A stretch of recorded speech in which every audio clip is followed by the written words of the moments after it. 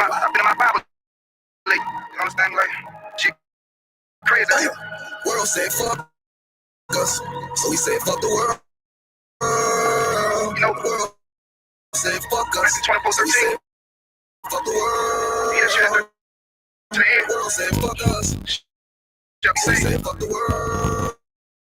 Fuck the world. The world don't love us. No, so we said fuck the world. Look, I know you can't hold on, but hold on. I know them lights ain't on, but hold on. Look, even if you feel you got nothing to hold on, I got a message. I said hold on to your sanity.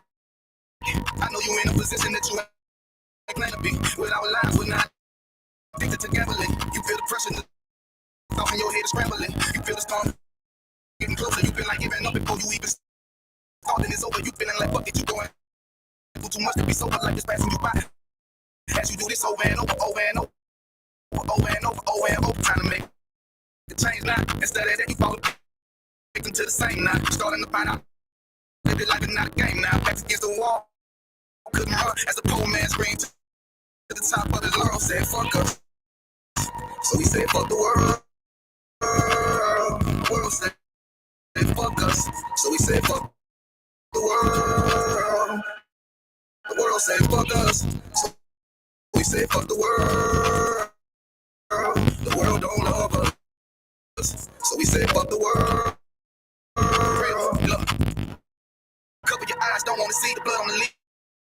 Bodies of eyes innocently hanging from trees, floating the screens, blood in the water, blood on the altar. Still don't believe justice is coming. Heavenly Father did not Christ save it.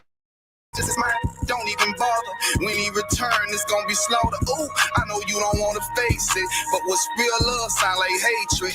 And you gotta be fucking crazy if you think they gonna get away with killing all them babies, feeding them to alligators. All the women that was raped, the transatlantic slave trade made us build a nation that we can't partake in. School to prison, pipeline, mass incarceration. All the lives that's been taken, hated to love it. You only talk about forgiveness cause we never get justice. I think you really reluctant.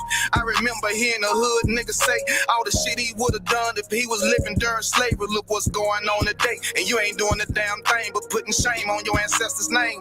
But who's to blame? All these drugs, pills, weed, beans, lean, and cocaine. I get the feeling that we living in a big dope game. The world said fuck us, so we said fuck the world. The world said fuck us, so we said fuck the world. The world said fuck us, so we said fuck the world. The world don't love us, so we said fuck the world.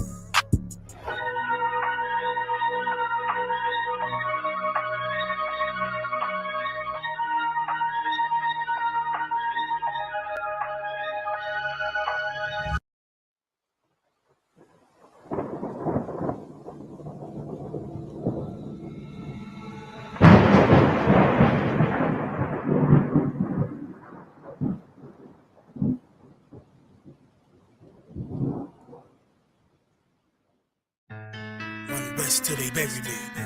I'm one West till they bury me. I'm one West till they bury me. I be one West to the death till they bury me. One West till they bury me. I'm one West till they bury me.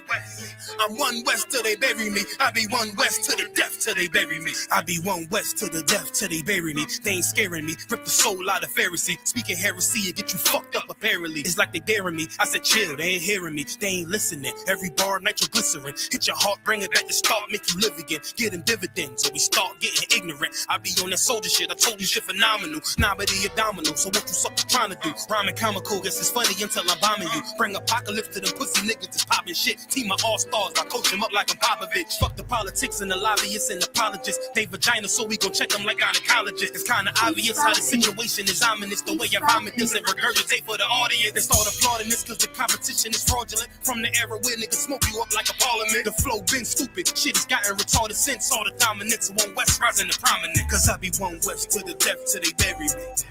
I'm one West till they bury me. I be one West to the death till they bury me. I'm one West till they bury me. I be one West to the death till they bury me. I'm one West till they bury me. I be one West to the death till they bury me. I'm one west till they bury me. They want a nigga quiet, mute my maneuvers, but I ride like I got Groupon for Uber. Rhymes hard like they've been viewed by Medusa. 9 milli Luger, 17 in the Ruger. Only need a few to sit up in your medulla.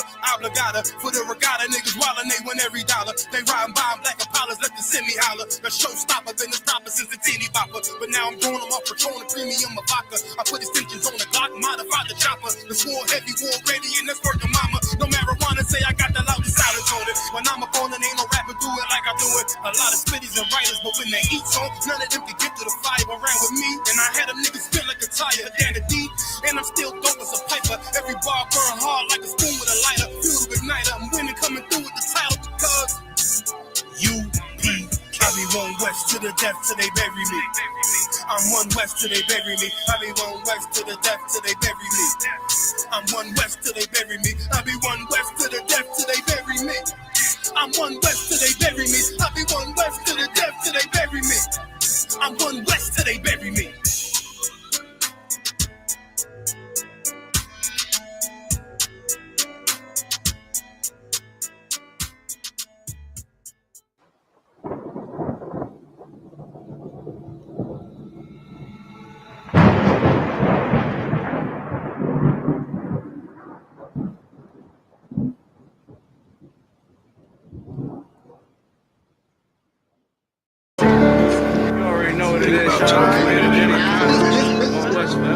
I mean, you ain't gotta pay no price of buying no corners. Since when do we buy corners? We take corners. Man, you gonna buy one way or another. Whether it's the bodies we don't lost, or you're gonna lose. Time in the joint is behind us or ahead of us. I mean, you gonna get some shit in this game, but ain't shit for free. I mean, how many corners do we need? How much money can a nigga make? More than a nigga can spend. And then we ain't gonna be around to spend what we done made already. Shit, I think I can be around this long. Yeah. Well, we here. Yeah. I know a nigga murked his own man cause he was fucking on his bitch. He got booked, now she's sick. She out here sucking all these. Told my young boy to chill cause he was hitting all these licks. Now he resisted, now we 6 feet. He was thinking with his dick. Better hearken, youngin' man. I'm dropping gems, they call me old school. Gon' fed on the gram and who you shot and who you gon' shoot. 600 page indictment, nigga, what you gon' do? Up top with them lifers, you don't fight, all you do is shoot. I know them crackers mad as hell because they wanna see us dead. Plotting all the miles, holding counsel just to stay ahead. This one was, this forever. We gon' paint them nations red. If you not under this banner, then you all do mad. Man, I'm from the trenches, they ain't know it, show us love. All we know is extensions and the way to throw a slug. We done made a move on you and we don't care who it was. On the gram, I saw my youngest send a nigga up above. You would've thought me and the squad was fatigued, how we run shit. Better yet, that saw block. Better yet, that saw strip. My general said, if it's not one West, then it's not legit. Fuck every cracker, go to their grave and go and take the piss. Mama, I'm the Israelite, I'm pulling strings like Santana. Gotta peep the blitz, because in that mix it get bananas. I adapted to it. Right before the skis and went bandanas. I'm the big bad wolf, come down your chimney like I'm Santa. Pussy niggas said that they was gon' slide, but they ain't do shit. Got a couple hammers in the ride, don't make me bang shit. Got a couple crackers on my mind, I'm trying hang shit. Yeah, I'm in the field, I'm still pissed about the slave ships. Daniela got some big shit to make a rain flip. This pump turn you to an acrobat with these backflips. Mom said 12s at you questions, but not say shit.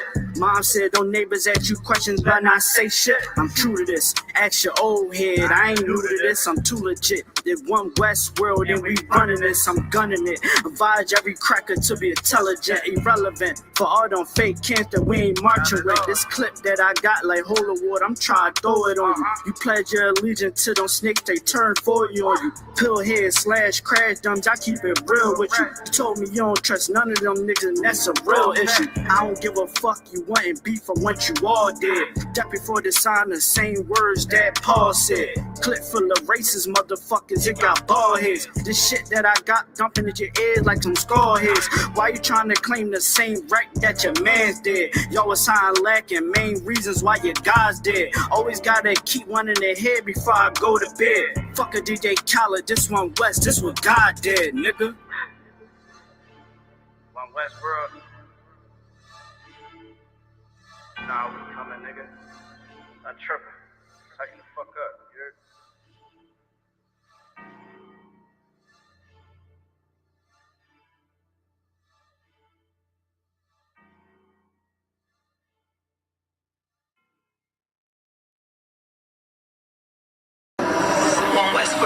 Hey, yo, slow down for a second, slow down. Hey, yo, Shaw, Rizal, hop out real quick. We gonna get these niggas real quick, huh?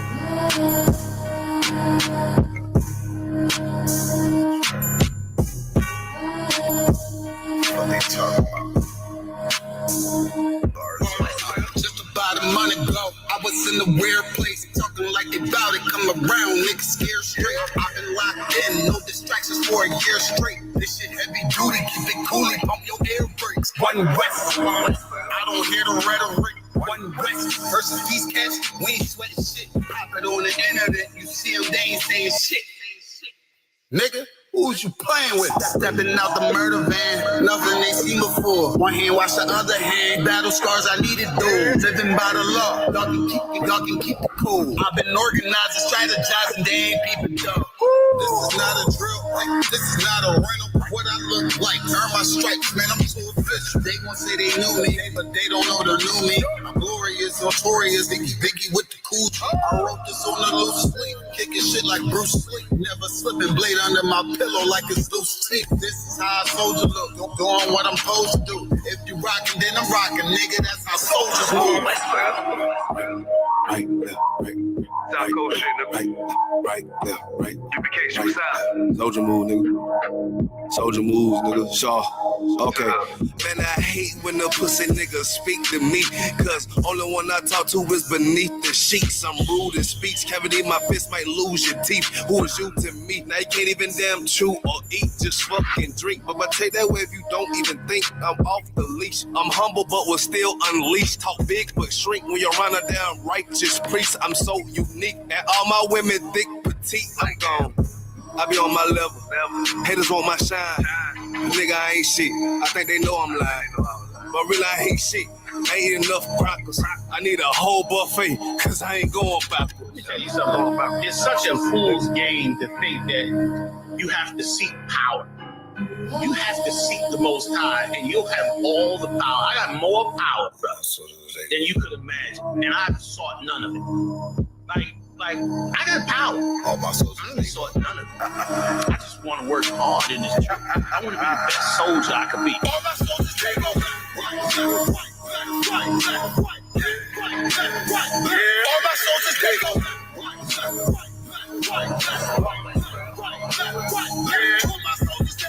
Yeah. Yo, come on.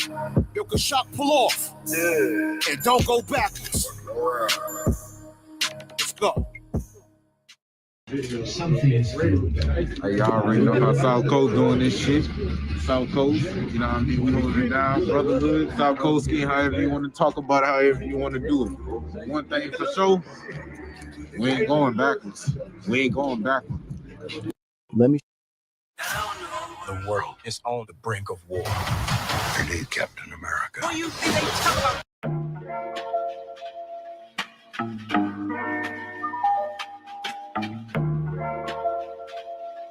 Yo,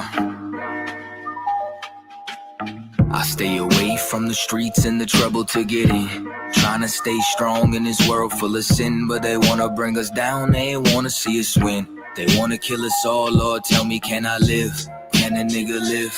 Can I live? Can a nigga live? Lord, tell me, can I live? I know the hatred's deeper than the color of your skin. So can I live? Can a nigga live? Can I live? Can a nigga live? Lord, tell me, can I live? Know the hatred's deeper than the color of your skin. Can I live? America KKK, land of the good smokers, home of the slaves. And I'm just trying to be great. Tell me, how can I live with this drama every day? I'm a light, I'm a beam in this darkness. It seems that real life is a nightmare. Can I live my dreams on this earth? Since I was young, I realized I had a destiny bigger than the fiction that disguises what was best for me. Better than the hate and all the lies that be the death of me. As of late, since we've been hypnotized since elementary, thought it was my skin, but studied something that was new to me. They hate me because of what my ancient ancestors used to be. Healers, teachers, deities, not all of them were kings and queens. Our nature was natural, not supernatural. Now they call it magic and voodoo, that shit ain't practical. All the roots connected, always more to learn of that, you know. Don't let the shit go over your head. Same snakes up in the garden, but the skin just shed. They'll always try to convince you that it's all in your head. Just know you gotta do better before you hit your bed. I stay away from the streets and the trouble to get in. Trying to stay strong in this world full of sin, but they wanna bring us down, they don't wanna see us win. Trying to kill us all, Lord, tell me, can I live? Can a nigga live? Tell me, can I live? Can a nigga live? Lord, tell me, can I live? I know that hate is deeper than the color of our skin. Can I live? Can a nigga live? Lord, tell me, can I live? Can a nigga live? Tell me, can I live? I know that hate is deeper than the color of our skin. Yeah. Can I live? They say my rhymes cause too much excitement, ride incitement, shit. Well, there's no indictments when my kinfolk get murdered by white men. Dark skin, light skin, divided and blinded. So we beef with each other, our brothers, rather than fight them. Fuck all that silence, it's time to get shit ignited. I ain't my way, low nigga. I ain't taking shit from no tars. And ain't no motherfucking nation got freedom from marching, begging for portions. Niggas ain't signing no parchments, big payback. You crackers got red in your margins. Why? They broke every treaty, slaughtered the buffalo, and then they set fire to TVs. They carved their face in mountains, but we go to jail for graffiti. We fought for this country, they gave us syphilis at Tuskegee. We been getting robbed, yeah, we're the ones who stay behind bars. They take all our money, but they ain't wanna give us no jobs. Wasn't supposed to make it, but we stayed defying the odds. It's like we really only living off the grace of our God. Can I live without getting harassed by the Sarge? Can I live without getting slammed in my car? Can I live long enough to raise my kids? Can I live long enough to see justice? Yo, can I live without getting harassed by the Sarge? Can I live without getting slammed on my car? Can I live long enough to raise my kids? Can I live long enough to see justice? I stay away from the streets and the trouble to get in. Trying to stay strong in this world full of sin, but they wanna bring us down, they wanna see us win. They wanna kill us all, Lord, tell me, can I live?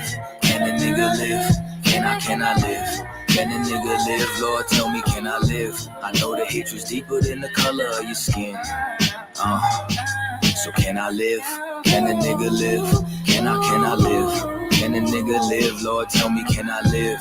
Know the hatred's deeper than the color of your skin. Can I live?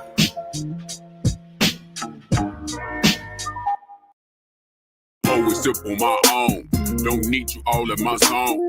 Spend so much time alone while I'm riding trap on my chrome. Always sip on my own. Don't need you all in my zone. Spend so much time alone while I'm riding trap on my chrome. Been out of these streets, nigga trying to eat while I duck police. Own family stealing from me. I'm on the phone, me to pray, but white Jesus can't save me. Get him away from me. I don't know what to say. So many niggas hating me. Get him away from me. Always sip on my own. Don't need you all in my zone. Spend so much time alone while I'm riding trap on my chrome. Always sip on my own. Don't need you all in my zone. Spend so much time alone while I'm riding trap on my chrome. Go and sip on my own. Don't need you all in my zone. Spend so much time alone while I'm riding around with my cone. Go and sip on my own. Don't need you all in my zone. Spend so much time alone while I'm riding around with my cone. Trying to keep it on the true side, nigga. Laying low to play it cool now, nigga. Ass niggas on the team, I've been known to get the green ever since I was 2-5, nigga. Coop hanging out the roof, nah, nigga. Cause I ain't stunting on them. Put my whole team on so they ain't wantin'. When niggas doing bad, you know that they be hating on you. Get the hoping that you fall, they be waiting on it. Bullshit get bread from the envy. Best friends get to looking like enemies. When you got it in this bank account empty. Perfect recipe to breed a lot of jealousy. Looking for my bird's eye view. Learn from everything I've been through. Told my baby girl, if you ain't spending life with the nigga, never let him put a dick up in you. Cause if a nigga wrong, I'ma check that shit. And we get paper long, never flex that shit. Told my son, where you getting money, never take it to a bop and flip it over, then invest that shit. Give a lot of game, trying to bless my kid. Gotta keep it real, that's the best shit. Got hitters up in Philly, back in Texas. When I get up on the track, yeah, I wreck shit. Always up on my own. Don't need you all in my zone. Spend so much time alone while I'm riding strap on my chrome. Always up on my own. Don't need you all in my zone. Spend so much time alone while I'm riding strap on my chrome. Go and sip on my own. Don't need you all in my zone. Spend so much time alone while I'm riding around with my chrome.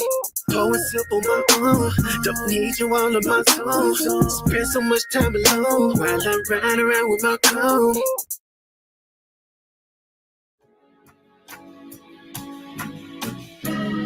They killed, give me Isaiah 14 and 21. They did the same thing to my people. So you said that they put millions of my actions. Yes, you said. Should a murderer go to jail for murdering? Absolutely. Should a thief go to jail when he steals? Absolutely. Should a robber pay back the money he robbed? Absolutely. So why shouldn't the white man pay for what he did? That's right. That's right. One day you'll see just how it feels. Payback is a dog. It's a dog. Payback is a dog. It's a dog. Payback is a dog. It's a dog. Payback is a dog. It's a dog. I'm in a hell of a hole, was never expected to grow. Just obstacle set in the road, that a result of me selling my soul. The story I'm telling is cold, but yet it's what everyone knows. The white man's the devil is known. America was never our home.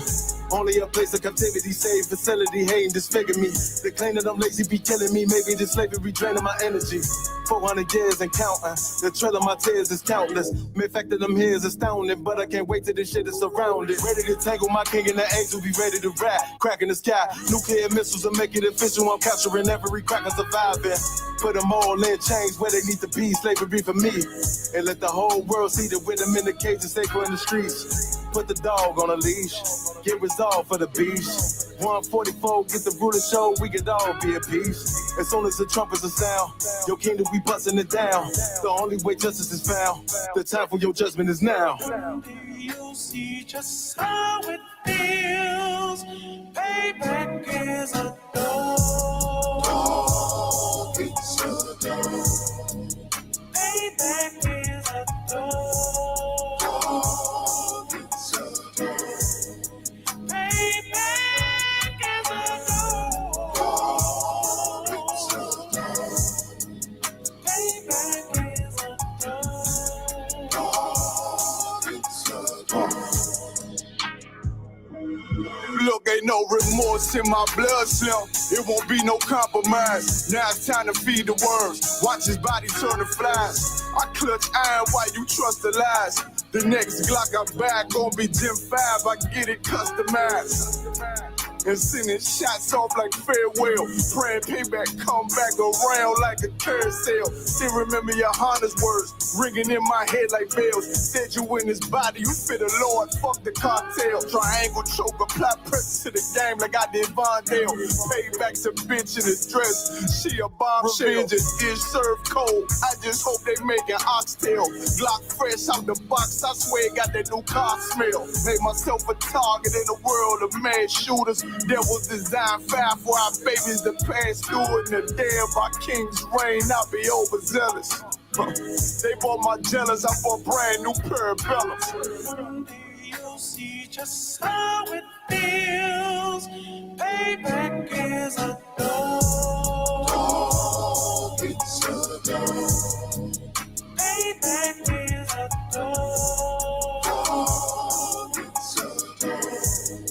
Payback is a dog. It's a dog.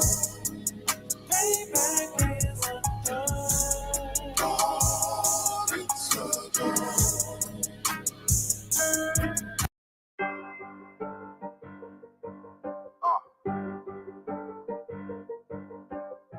Yeah. On 44 shit, you know what I mean? Busy man, busy man.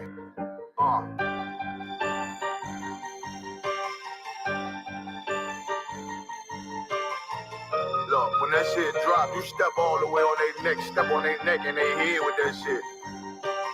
Fine then, I ain't show no mercy, we gon' show them boy what time it is. I pop out like I'm Samuel, I got time to kill. Haters thought I died, I survived. They don't know how I did it, got it out the mud, straight to glory. They don't know how I fed it, nice, but he don't show them skills, how I show them skills. He ride, but he don't work the wheel, how I work the wheel. They mad, up to solid, circle tight, yeah, vacuum seal. No, they want my life, I ain't worried, I got rank for it, I got real soldiers, kill for me, nigga, watch yourself. They say you been in beast mode lately, you is not yourself. When you dropping that fire, precious marriage, they inquiring. They can't stop what's coming, but I see them conspiring. Cross the line, them firing. This bitch here, finna break the spin on kindness. I don't trust you, circle small. You can keep your features. Me and my niggas don't keep no secrets. In the field like Jeepers Creepers, say they want some smoke, dog. So I brought these chimney sweeps. Coming like we coming, you can't even count. These niggas don't run it like we run it, bitch, don't even start. Bitch, I'm with my niggas till the end, till them do us part. So if you wanna leave, you can leave, bitch. Bless your heart, fine then. I ain't show no mercy, we gon' show them boy what time it is. I pop out like I'm Samuel, I got time to kill. Haters thought I died, I survived. They don't know how I did it, got it out the mud, straight to glory. They don't know how I feel. He nice, but he don't show them skills, how I show them skills. He ride, but he don't work the wheel, how I work the wheel. Oh, I got a man, circle tight, yeah, back and seal. I heard they want my life, I ain't worried, I got rate for real. Take over in effect, yeah, I'm fully focused. You might not see it on me, just know it's women, that bitch fully loaded. Ooh, yeah, we up and rolling. Told them I need major motion. Think I'm joking, I'ma school them niggas like they baby Jody. Got it out the dust, now I'm too clean, don't know why they hate me. What you want out life, dog? Guns and butter, baby boy. You PK top, dog. Certified road runner.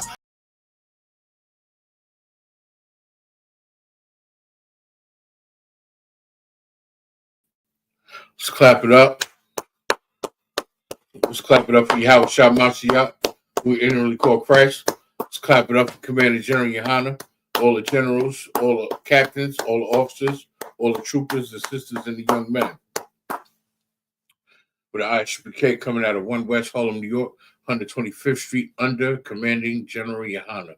And since 1969, we were bringing out the truth as so-called blacks, Hispanics, and Native Indians are the true children of inequity that they speak of in the Bible. I'm your Precinct Officer Yash Allah, briefly filling in for Precinct Officer 500 Adunya. This is the Elizabeth class. I'll give people in the chat time to check in. I know it's give y'all a minute, you know. Let me see if I got some articles queued up.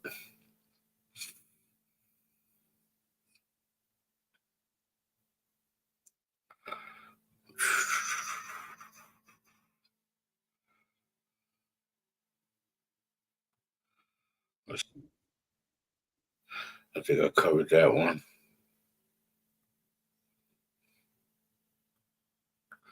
Let's see.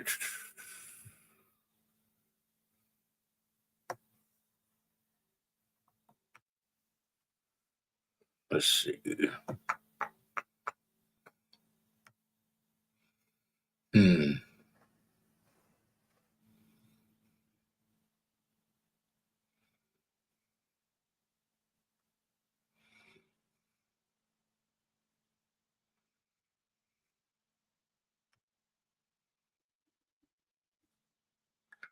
Okay, that's one. Y'all, another minute while I'm putting these articles together. Let's see if I got this one.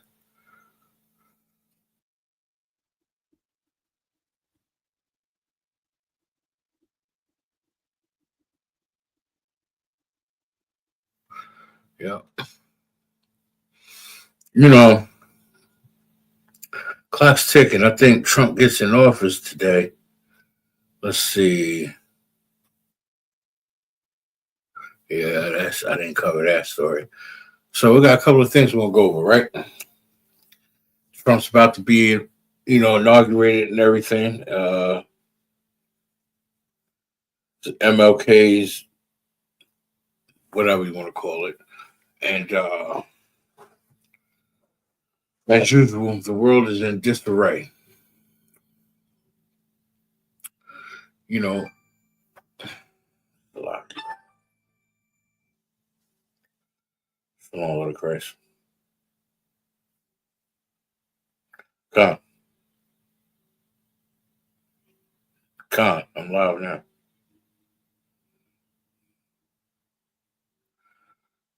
You on route?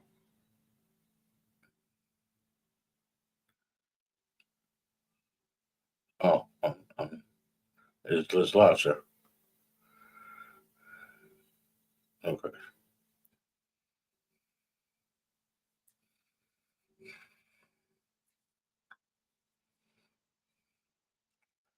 Slock Israel.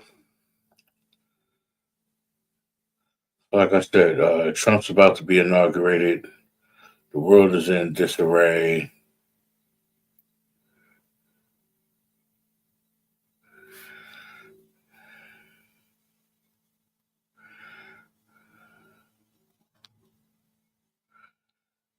Slock, yeah.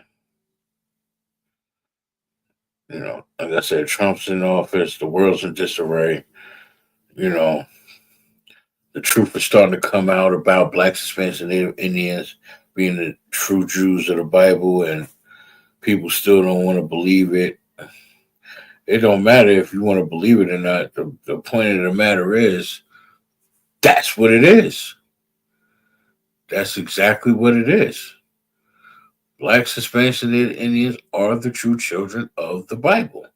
That's just exactly what it is. And for the fact that we been living a lie for the last several hundred years, and for the fact that we continue to want to live the lie for the next 100 years, it's very alarming and it's concerning, because if you keep celebrating something and then you get older and find out that it was a lie, do you stop celebrating it or do you keep the tradition? You know, people in the world will sit there and say, "Oh, I don't celebrate it. I just do Christmas for the kids. I don't celebrate it. It's for the kids." So you want to continue to lie to them and then tell them to, in return, to not lie to you. Make that make sense. Like, you'll sit there, buy gifts, and tell them that a fat, large white man is going to shimmy down your chimney, which 90% of black people don't have. You're going to come down the chimney in the middle of the night and place gifts under your Christmas tree, and you lay out some milk and cookies for him, and he's going to eat it. No, don't work like that. The reality is your mama and daddy bought those gifts. That's it. That's all there is to it. They wanted to know what you wanted for Christmas. You told them what you wanted. You've been telling them all year. They got it for you for Christmas. You know what I'm saying? The problem with that is that it's unlawful, because Christmas is a heathen custom. And I'm about to pull up the precept to show you that it's unlawful.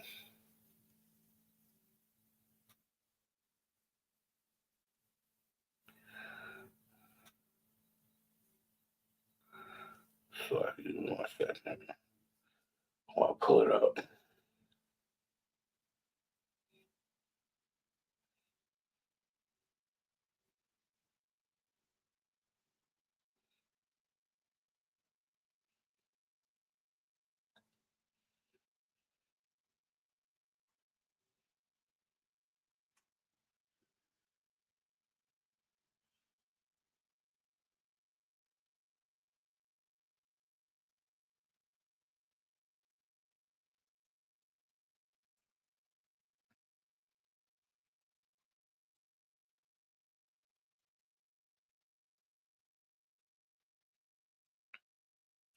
Let me make sure I got the right precept. Here we go. Okay. We're going to go in the book of Jeremiah, chapter 10, verse 3, right? Where it says, "For the customs of the people are vain. For one cutteth a tree out of the forest, the work of the hands of the workman with an axe." Verse 4, "They deck it with silver and with gold.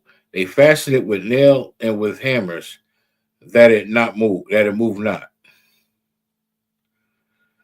They are upright as a palm tree, but speak not. They must needs to be born, because they cannot go. Be not afraid of them, for they cannot do evil, neither also is it in them to do good." Now, a man cut up a tree down in the forest, bring it back home, stand it upright, fasten it with nails and hammers, and decorate it with silver and gold. What does that tell you? That's Christmas.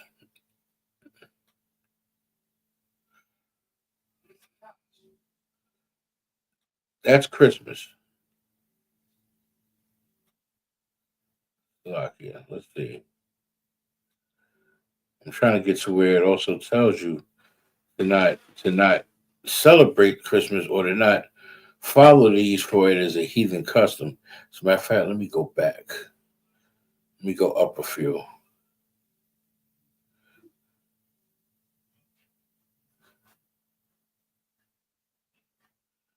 Slovakia.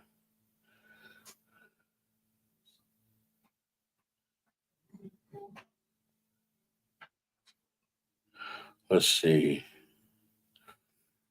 Says, "Upright as a palm tree. For as much there is none unto thee, O Lord, is great, and thy name is in might."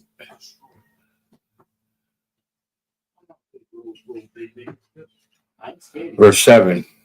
The book of Jeremiah, chapter 10, verse 7. "Who will not fear thee, O King of nations, for thee doeth appertain."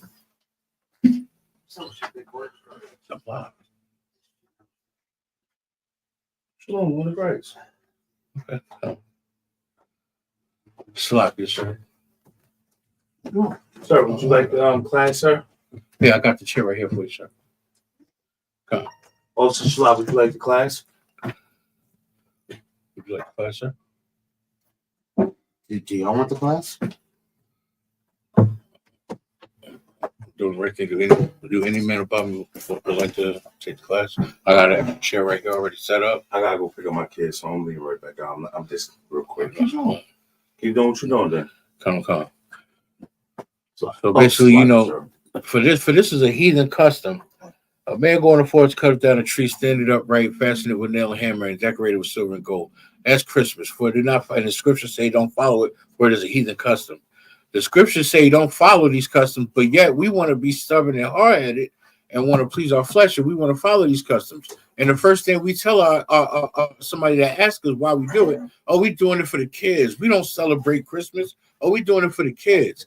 It don't matter how you try to break it down or cut and slice it, it's wrong.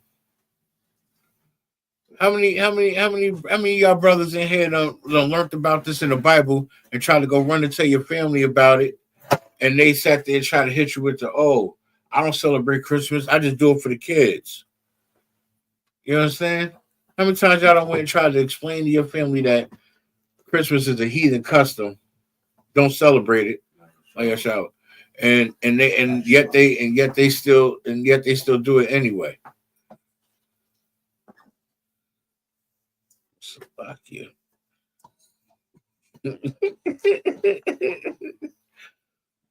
Valentine's Day is around the corner, Israel. Damn right. Don't do it. You know what happens on Valentine's Day? You go buy those nasty ass chocolates, some dozen of roses that'll be dead in a day or two, that overpriced teddy bear, and you go and take it to your woman's house, and you're gonna find her in bed with Tyrone. Shalom. Tanisha.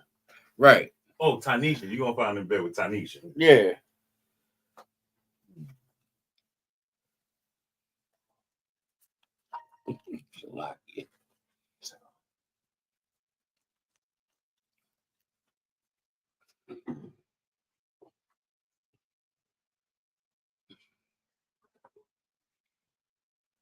you're gonna go buy those candies and chocolates and teddy bears and flowers, and you're gonna sit there and tell bro, yeah, I'm about to go see my girl, and yeah, it's gonna be a good night. We're gonna take out, we're gonna go out to eat, and then you're gonna go find her in bed having a three-way with two dudes.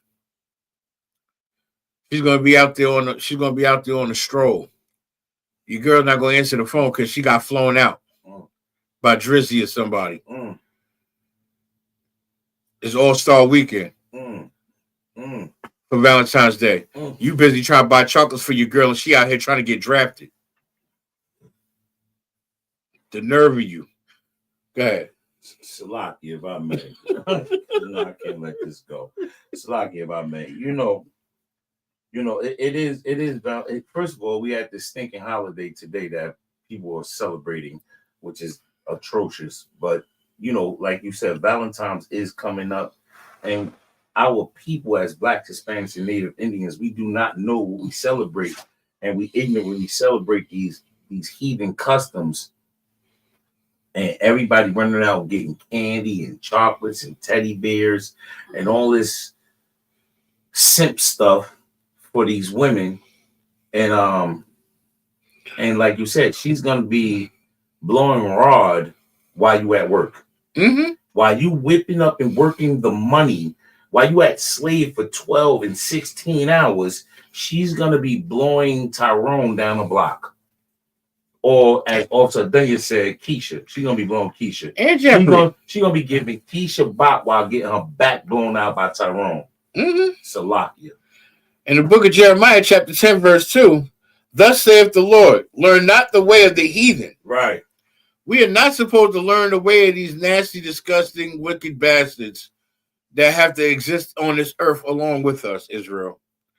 We are not to learn the way of the heathen because their customs will take you away from the Lord. The Lord warned Solomon. He had over 700 wives and 300 concubines. And they were all of mixed nations. They were not all from just the 12 tribes of Israel.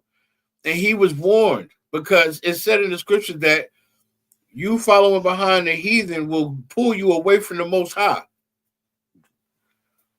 You loving another nation above your own will pull you into idolizing false idols, false deities, other gods beyond the one that you belong to.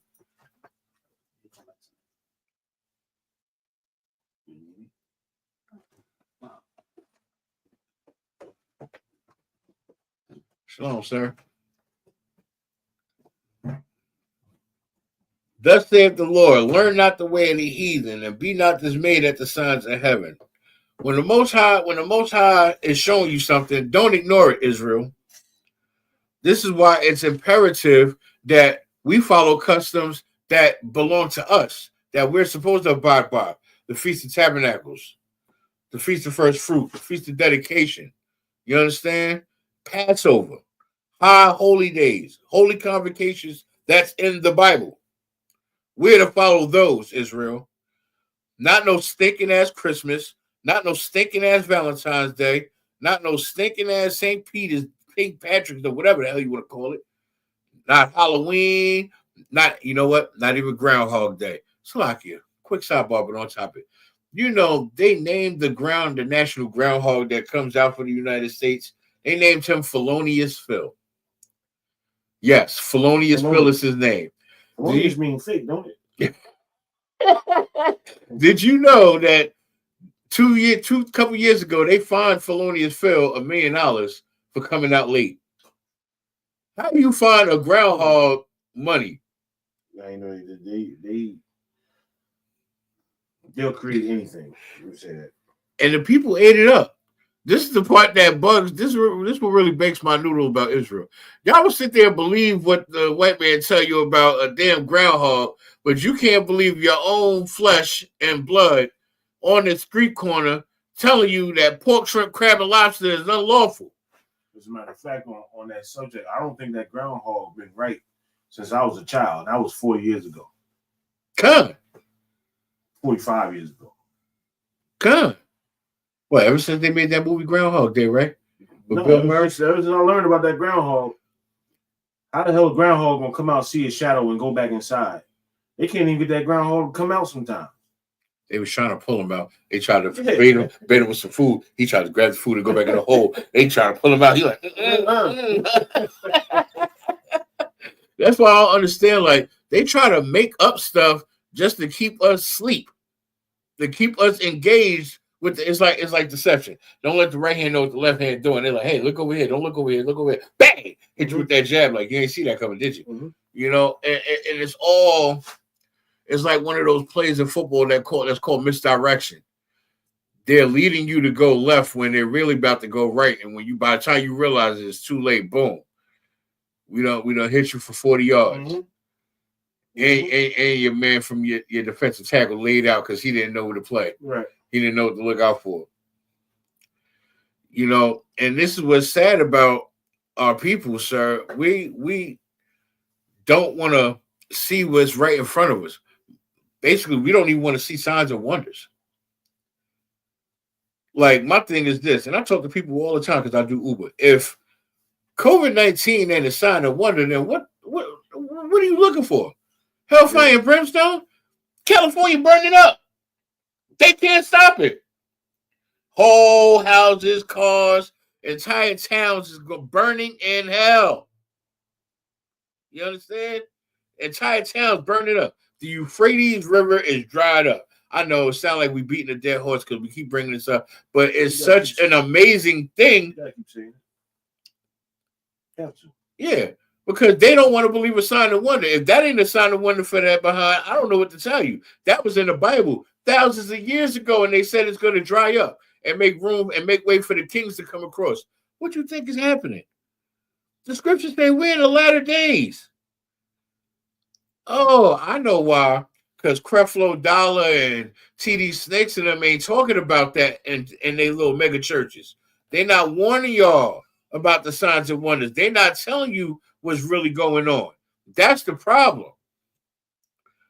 You know, we talk about Joel Osteen, but I don't like talking about heathens in the same breath as our people. But, you know, because our people, they want to act like coons and stuff. Like, look at Al Sharpton and Jesse Jackson. We ain't heard them names in decades. Where the hell they been at? Mister, we fighting for our rights. We had a 1 million man march. You know what the government think about that 1 million man march? It was a million niggas walking in the street complaining and whining. That's how they looked at it. Because we can stand in the street and go march, but we can't stand in the street and go stand and stand for our families. We can't go march back into the household our woman kicked us out and put our foot down and let our nuts hang and show it authority and let her know, look, this is my house, woman, stop. Just stop. No, we can't do that. You know why? Because the government told our women that without us being out the household, they can't give them Section 8. They can't have Section 8 without us being out the house. They can't have food stamps and cash assistance unless we're out the house. That cash assistance is garbage. Don't get me wrong. Don't get it twisted. Stamps come in handy when you ain't got no cash. Because when you working and you working 2-3 jobs just to be broke, them stamps would come in mighty handy. You know what I'm saying? Quick little $200-$300 of stamps go a long way when you trying to bust down money to pay bills every check. Living check to check. You know what I'm saying? Come in handy. And the thing is, a lot of people don't even realize their own kind is working the system and getting away with it. Look at Brett Favre. Brett Favre behooved and bedazzled the whole government for millions of dollars in welfare. Yeah. I don't know how he pulled that off. Like, how you don't know the name on that paperwork? Like, Brett Favre, why that name sound familiar? NFL, you in a welfare officer like Brett Favre. Why that name sound so familiar? But I can't put 2 and 2 together. You know what I'm saying? Like, they bugging. But yet, let Tyrone from down the street try to come up off some welfare. Oh, they on him. Oh, what was it? The PPP loans. Yes. They did the PPP loans. They started locking people up immediately. And I find it funny. Kamala Harris was running a campaign to be president, right? sitting there talking about she's trying to pass bills for prison reform, but there was a young brother that I covered on Boots on the Ground that was wrongfully incarcerated, and she was at his arraignment, at his trial, at his sentencing, right? And when he got exonerated, he sat in the interview and said, I don't even want an apology. I just want Kamala Harris to acknowledge that she was wrong. Mm-hmm. But in order for her to acknowledge she was wrong, she'd have to admit wrongdoing from the door. And then that fucks her up. That messes her up with her campaign and everything that she's doing if she has to admit the wrongdoing for one brother. So you know what she did to counteract that? She offered, oh, you vote for me, I'm going to give you $20,000 to start you up your own dispensary. Mm-hmm. But wasn't you just fighting against passing the weed bill? Mm-hmm. If I'm not mistaken, you've been running with Joe Biden. People got to understand how old Joe Biden really is, sir. He ran as a vice president for 8 years and then served as a president for 4 years. He's been in presidential office for 12 years. That's a long time. Mm-hmm. Technically, we got to look at politics like dog years. Look at how the first term aged Barack Obama, right? He came in looking all fresh and black with his hair and regular. He came out going into a second term looking like he's 70 years old head. Like somebody sucked the life out of him. Pause. Yeah, like they just sapped all the life and energy from him. And look at Joe Biden coming out looking like Skeletor for a presidential campaign. Mm-hmm. He looked young and vibrant running with Obama. What happened? You went out for president right after he left. What was it?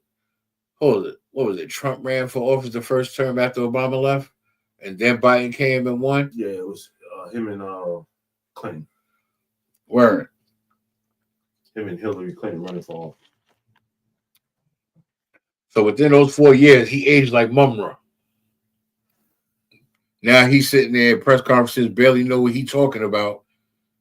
Read the Titantron. Read the cue cards. Read something. And if you can't, have somebody read for you. It's just that simple. You understand? You know, I don't endorse Trump, but I respect two things that he's looking out for. He wants to keep boys being boys and girls being girls, and he wants to eliminate tax and overtime. I agree with both of those. If he can pull those off, most high in Christ. There's so much going on out here in the world. I can't understand why our people can't see signs and wonders. Everything around them is a sign and wonder. You know what? If I could, real quick. People are so happy with oppression. Let me not say happy. Content. People are so content's one. Or complacent.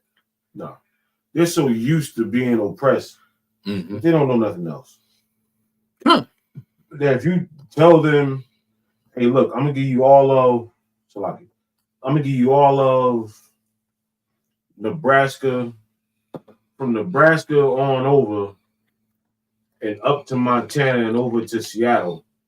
I'll give you that's yours. You just gotta build it and you'll be free.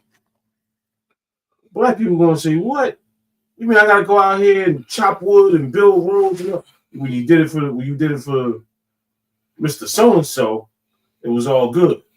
But when you gotta do it for yourself, you don't want to do it for yourself. You're so happy. You're so happy with white supremacy, because that's all we know. That we'd rather deal with white supremacy than go have our own.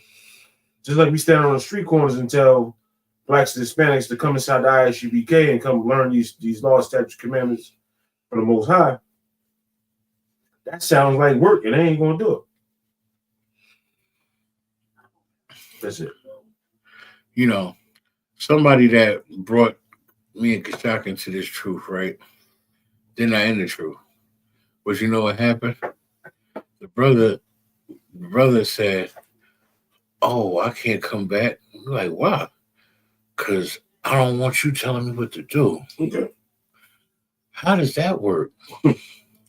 You worried about one individual because he'll outrank you, but you never know how the law works. Mm-hmm. You might come back into this truth and do such diligent and outstanding work Now you might mess around and get raised up above that, brother. You might come in here 1 month and be the camp leader. Facts. Who knows?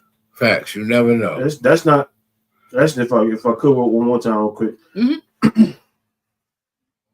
That's not our goal. Our goal is to help usher in this kingdom, right? Mm-hmm. Our goal is to help Blacks and Hispanics, Native Americans. Our goal is to do our damn job. No matter who I am, no matter who gets above me, no matter who's over me, I'm going to do my job. My job is the homeless department, food and clothes. Mm-hmm. I'm going to do food and clothes until Christ come back, Lord allow. Most high Christ. You know what I'm saying? You don't be worried about who over you, what rank you got, Y and Z. You gotta think about getting up in here and getting something, put something inside your damn skull. Come. As I say in the scripture, your inward parts. Getting more rooted in this truth, getting these laws, statutes, and commandments in your inward parts. You know, it's crazy now. I'm hearing different tunes from people in the world saying, "Oh, they should let Diddy out, and they should let R. Kelly out." I said, "Why y'all say that?" Oh, they trying to tear down these black men, this, that, and the third, pop, pop, pop. I said, "Okay, I hear you. What are you willing to do to make a change?" Oh, I was just giving my exactly. Keep your opinion to yourself. Mm-hmm. If you're not willing to step up and do something yourself, then what's the point of you to saying? What's your breath saying something? Diddy is at home right now. Diddy is in his element. Diddy is where Diddy wants to be. Right. He around a bunch of guys doing what Diddy does. I have a short about that. I'm gonna cue that right on up. You know, and it's so crazy. Like they killing them online with these memes and stuff. But at the end of the day, like you can't get mad. Y'all was sitting there trying to play out R. Kelly. I'm gonna share this right quick. I got a couple of articles and stuff. You know, like I try to keep it going. If I'm mad. Let me play this. How you slip, Daddy? Guess that means you're mine. No, get me up. Don't let him touch me. I still want to see your bullet in your sense. Secret something. Cassius says he is now running the You're now in the power position. You hold all the power in your ass. Please, no. That's what we do. No. It's only a little bit. No. Nobody's gonna die. Please, no. No. Please, he's getting Diddy. He's taking them off, man. One by one. Please, ain't nobody safe. I'll be a bad boy next. I don't want to be bad boys for life, baby. Come on. You gonna fucking take that. You gonna be called a bad boy if I'm done with you. Take that. Get your feet from my ass. Let's see out. Help me, man. This man is killing my shit. We're bad boys for life, baby. You gonna take that. Get the off me, Diddy. Somebody help me with another gun. We're bad boys for life. Real smooth. Y'all think I'm stuck in here with you? Nah, you're locked in here with me. I run this shit now. Looks like you slip. He's in his element. He's where he wants to be. Leave him alone. R. Kelly locked down, holding it down, doing free concerts in jail. Brothers is calling their families. He on the phone, serenading the family for him, you know, doing free concerts in the jail. I ain't got that clip, but I would pull it up. But he was killing it. Everybody in their cell, he out there in the middle of the tier, bringing back the old 12-play album. Everybody chilling and vibing. You know what I'm saying? You know, it's not solely R. Kelly's fault for a lot of the stuff that he's done, because it happened to him at a young age. But this is stuff that Cap Cesariot brings out all the time, and it doesn't get spoken about enough. You know, when you're an adolescent and you're being assaulted, mistreated, used, and abused in a way of fashion, you have to speak to somebody. You have to reach out to somebody. It is imperative that you talk to somebody, because If not, you get situations like this. Now you see everything coming to a head like a pimple. Diddy locked up, R. Kelly locked up, and coming for Jay-Z next. Now all the stuff coming out about Jay-Z. I mean, in all actuality, this is public information. We pretty much knew this stuff already, but now it's coming to a point where, oh, well, now it's being frowned upon, so now we want to say something about it. Y'all want to say something 20 years later when the statute of limitation ran out on those type of crimes.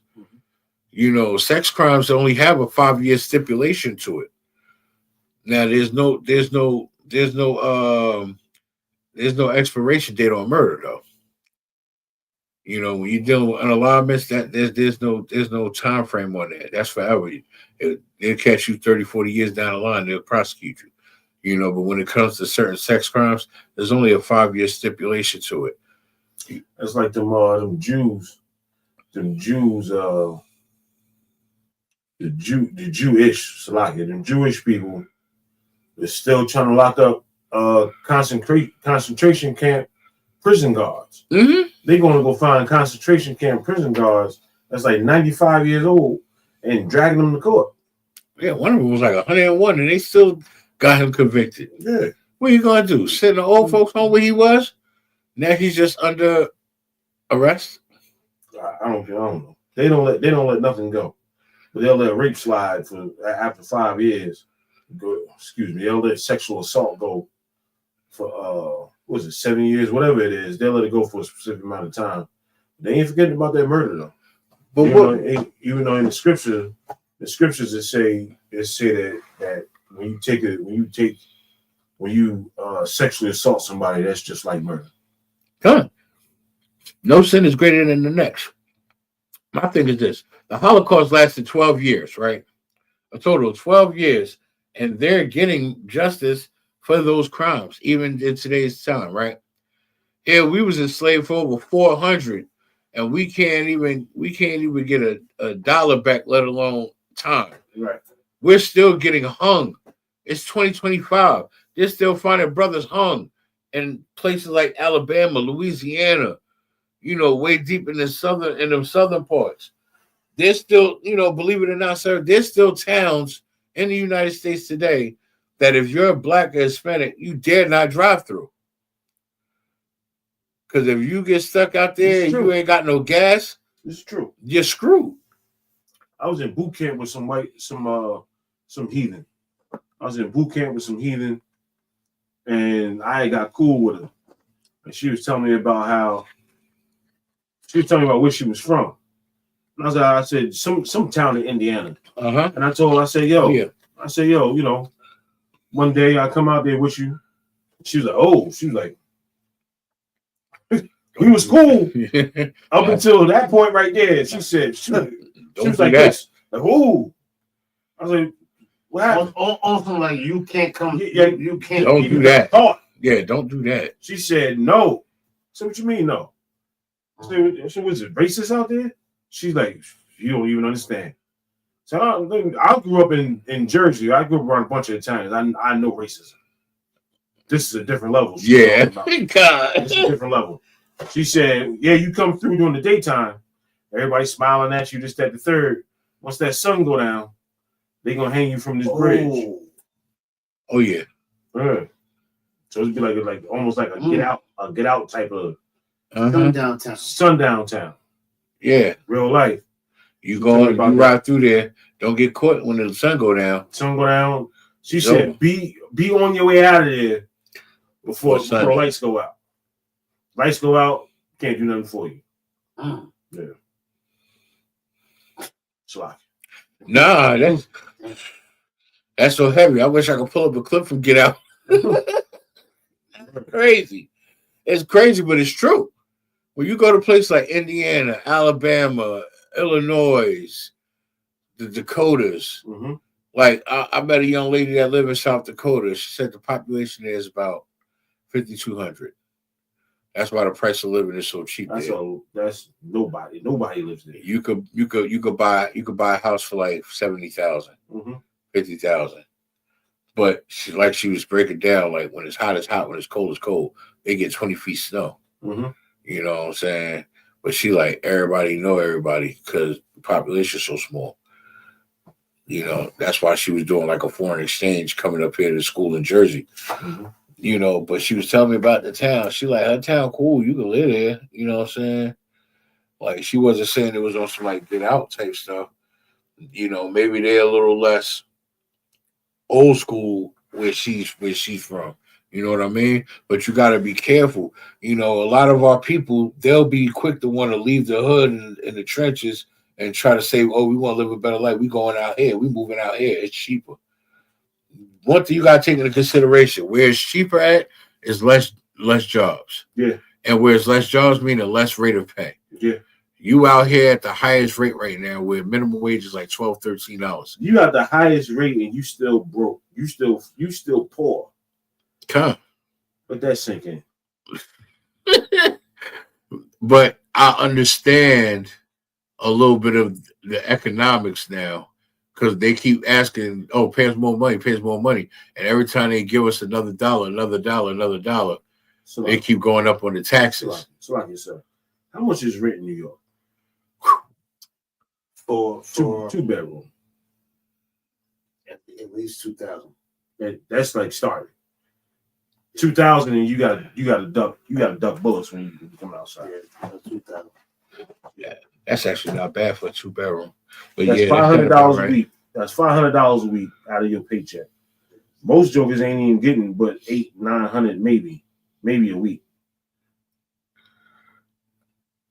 I'll be honest with you. Basic rent for downtown Jersey City was starting at $2,400, but that was like 8 years ago. Let me say this. What's the average pay for a black man? What's the average pay? Annually? What's it? In between. We could do annually. We could do weekly. We can do whatever. But say, what's the average pay for a black man here in America? 18 to 32,000. I know because that's what I made. Nothing. That's what I lived off of. Yeah. I know. I lived You off of that. understand that? Yeah. You understand? That's nothing compared to let's do this, Greg. You want to say something? I was going. Y'all pickpocket, go ahead. What's the white man make? 70,000 on average minimum. Lie. The white man's going to make in the year 2030. His annual income will be $250,000 per year. Good night. I was lowballing it. His annual income with him and his wife total will be $250,000 per year. And guess how much the black man's income will be? Still gonna be about what, 32,000? A third. $8. I seen the graph. The graph. You hear that? You hear that? Yeah. You hear that? And then they want to know, how does a black man go ahead and sell crack and do all this shit? Right. Excuse my language. How do they go and do that? How do they do it? How do they go and do that? Because you're forcing a black man to do it. Right. Are they listening to this? Yes. You're forcing a black man to do it. You're forcing them. You're forcing them. I got to rob your mother. I have to. I have no choice. I got to go and take it and go get it. Are they listening? It's the book of Ecclesiastes, chapter 7, verse 7. Surely oppression maketh a wise man mad, and a gift destroyeth the heart.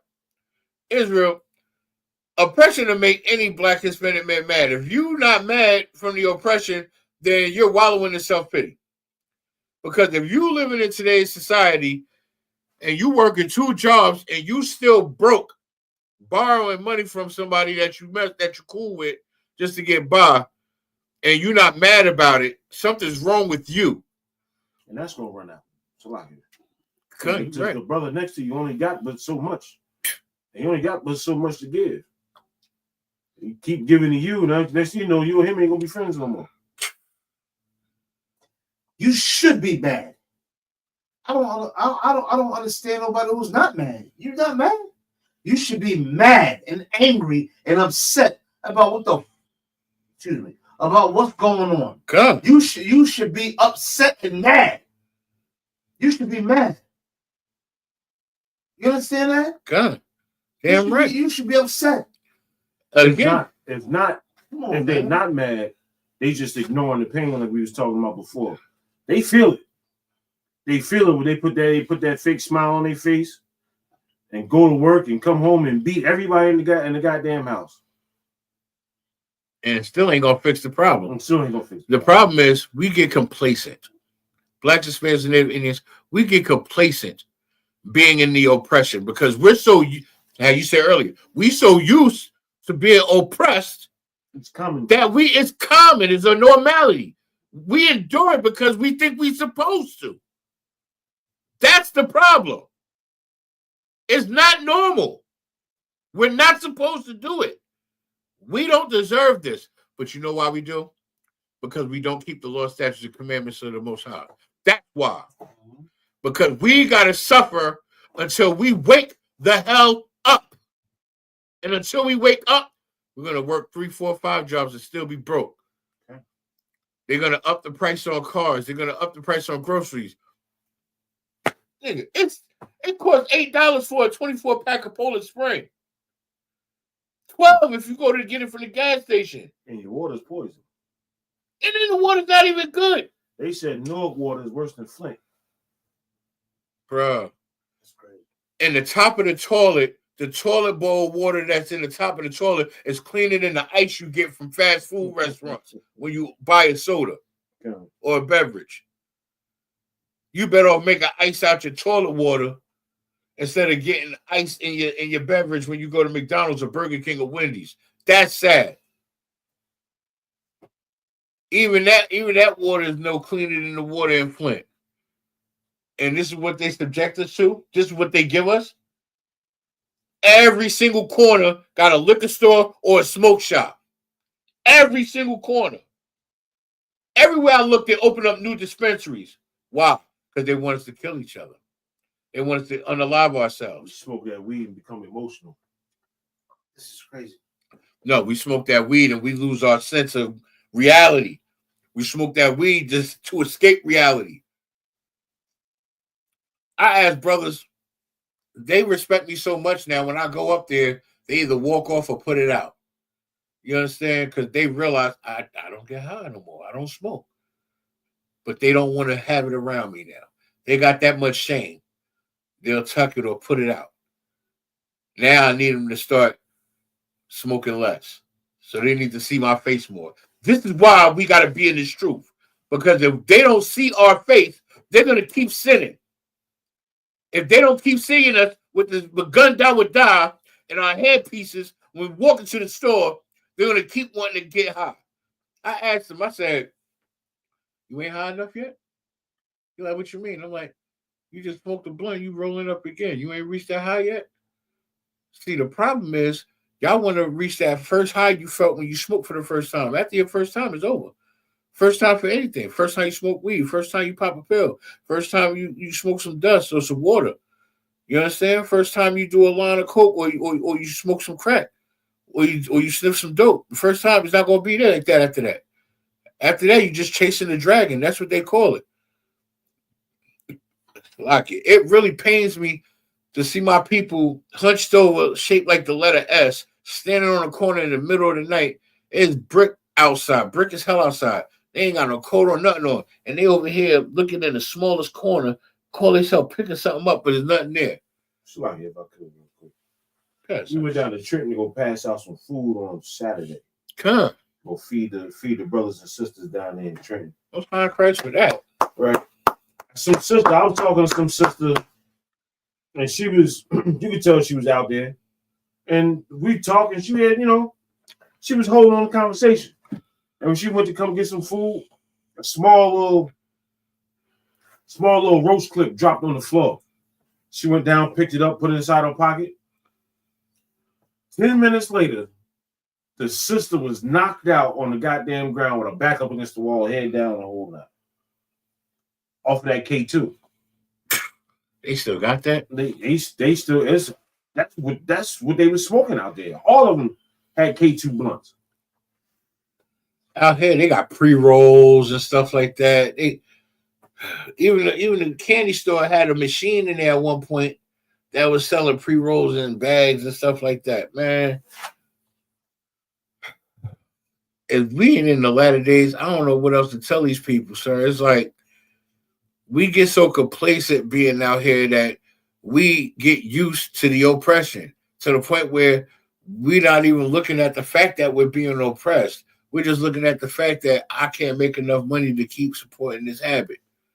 Because it ain't just having the weed habit. You also got to smoke Black and Miles and cigarettes. You know what I'm saying? And then you want to try to keep up a certain lifestyle because you outside all day, posted up like furniture, making no money because you getting high all freaking day. Mm-hmm. But yet you expect to have money. Like eventually you got to grow the hell up. You're going to have bills. You understand? You out here sticking and moving, making babies. What are you doing for yourself? What are you putting yourself in position for to be a father? You understand? Are you making plans to buy wipes and Pampers? Because them things is expensive as hell now. For a pack of wipes costs damn near $20 now.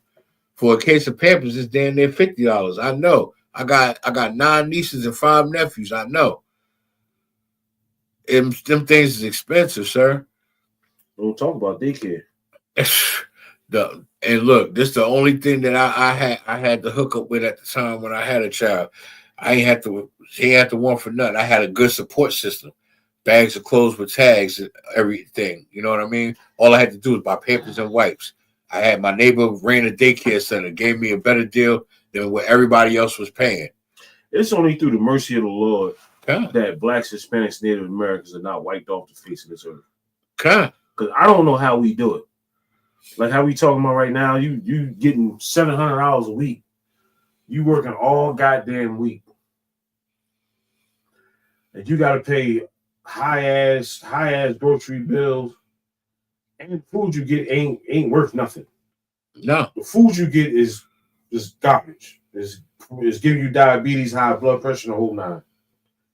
I'm trying to figure out how Blacks and Hispanics are still here. And the only answer could be is that it's through the grace and mercy of the Most High. You're right. And that's the only reason. If it wasn't for Yahweh Shah Mashiach, who didn't record Christ making that ultimate sacrifice, because we'd have been up out of here. Lord would have just been like, you know what? Let me destroy all this and let me start over. Word. What's the people that got wiped off the earth? The little jokers. The Tasmanians? Yeah, there's no more Tasmanians. The Tasmanian. Yeah, it was genocide. The Vikings took the entire civilization out. It was the British. No, Vikings. They came and conquered Tasmania back in the 17th century, and they took out the entire island. Just complete genocide. Right. I think they're the only people on the planet that ever got took out completely. Now, that's one other race of people. I gotta look them up. Yeah, other than the Tasmanians, there's another group of people that got taken up out of here. Complete genocide. But see, again, people sit there and try to mistake it for somebody else. It was white people. It's war. I'm not here. You sure? You know, if not us, it was the oppressor. It was the white man committing complete genocide and got away with it. They want to get rid of all of us, but they can't. It's too many of us. You know, so we're like baby's kids. We don't die, we multiply. And that's the part, and that right there is why they have Planned Parenthood. That's why Commander Journey Hunter talks about Planned Parenthood. Because we're like baby's kids. We don't die, we multiply. And they trying to cut that out. They do not like that. They do not want that. They do not want us to prosper. They don't want us to grow. They don't want us to multiply. They don't want us to do nothing but die. As a matter of fact, let me find that precept where it shows how Esau said, I'm going to mourn for my father, and after that, I'm going to take you up out of here, Jacob. Yeah, let's see that.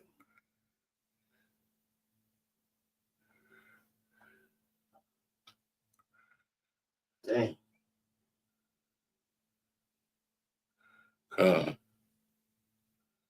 You get that precept. I don't know the Bible like that, sir, but I'm learning. I'm getting more rooted. I'm learning those precepts. How you get it? is that Esau had a perpetual hatred for Jacob.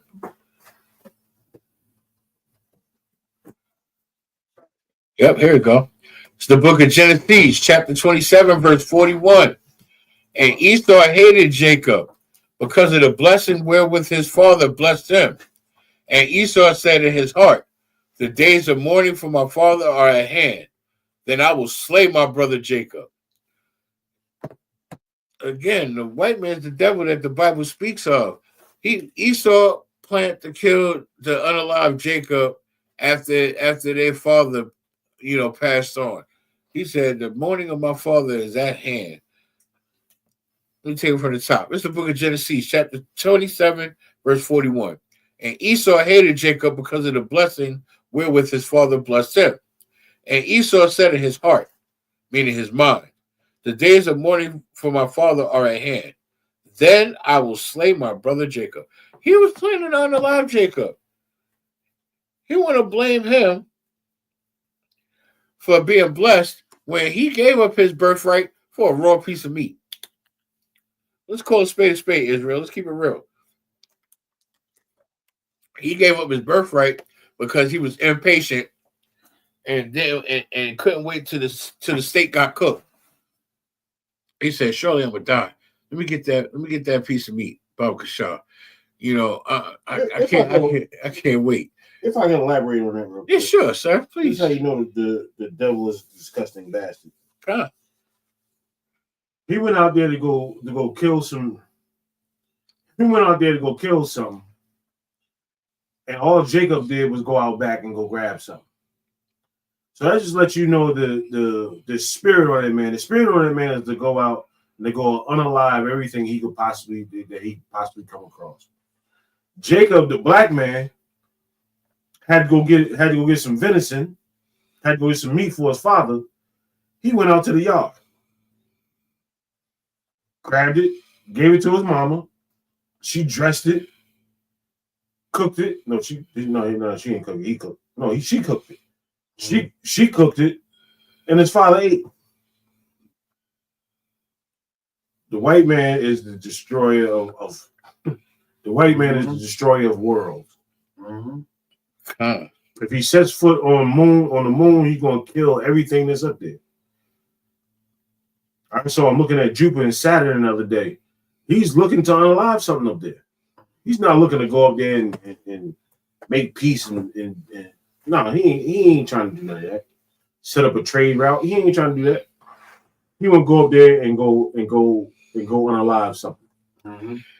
It's the book of John, chapter 8, verse 44. Ye are of your father the devil, and the lust of your father ye will do. He was a murderer from the beginning, and abode not in the truth, because there is no truth in him. When he speaketh a lie, he speaketh of his own, for he is the liar and the father of it. That pretty much sums up what you just broke down. Mm-hmm. Because these oppressors out here, this is their kingdom. They set the rules in the playing field, and they still continue to hate on us because we learned how to play their game. Like, yeah, they do unalive us at alarming rates, this, that, third. But like I said, we like baby as kids. We don't die, we multiply. They can't get rid of us. And black people still love him. Right. That's the sad part. Black people still forgive the devil for all that he's done. They still, but not him. Not him, no. Not him. The devil will continue to oppress blacks, Hispanics, Native Americans. Oh, the orange man is in office. It's time to hide your kids, hide your wife now. Mm-hmm. Hide everybody in the goddamn community, because he's coming through. He said he is going to lock up all illegal immigrants. If you was here, to not lock them up. He's gonna send you home. You're gonna spend a little time in jail first before he send you there. But he's sending you about it. Mm-hmm. That's crazy. There is no forgiveness. There is no peace with him. Like scripture you just read, he has a perpetual hatred for Jacob. Mm-hmm. He was a murderer from the beginning and abode not in the truth, because there's no truth in him. When he speaks of a lie, he speaks of his own. He is a liar and the father of it. You know, these oppressors, they're the scripture describes them to the letter. They are very cunning, and they're gifted with the sword for a reason. You understand? They're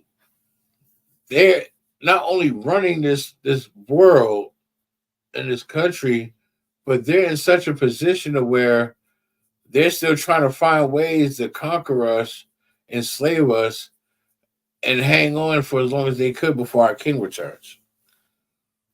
Because why you think they started the Space Force?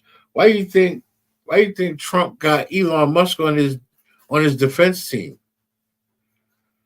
Elon Musk is invested in two things: Tesla cars and space travel. Word. Now, being that you in cahoots with Trump, he's going to see to it that you get all the funding you need, but you got the money already. He's going to make sure you get all the permits that you need, all the contracts. Think about it. You got the president in your back pocket, and you got the number one. Trump listens to him, so you say he's his advisor. Right. You got the number one dealership in the country, in the entire country.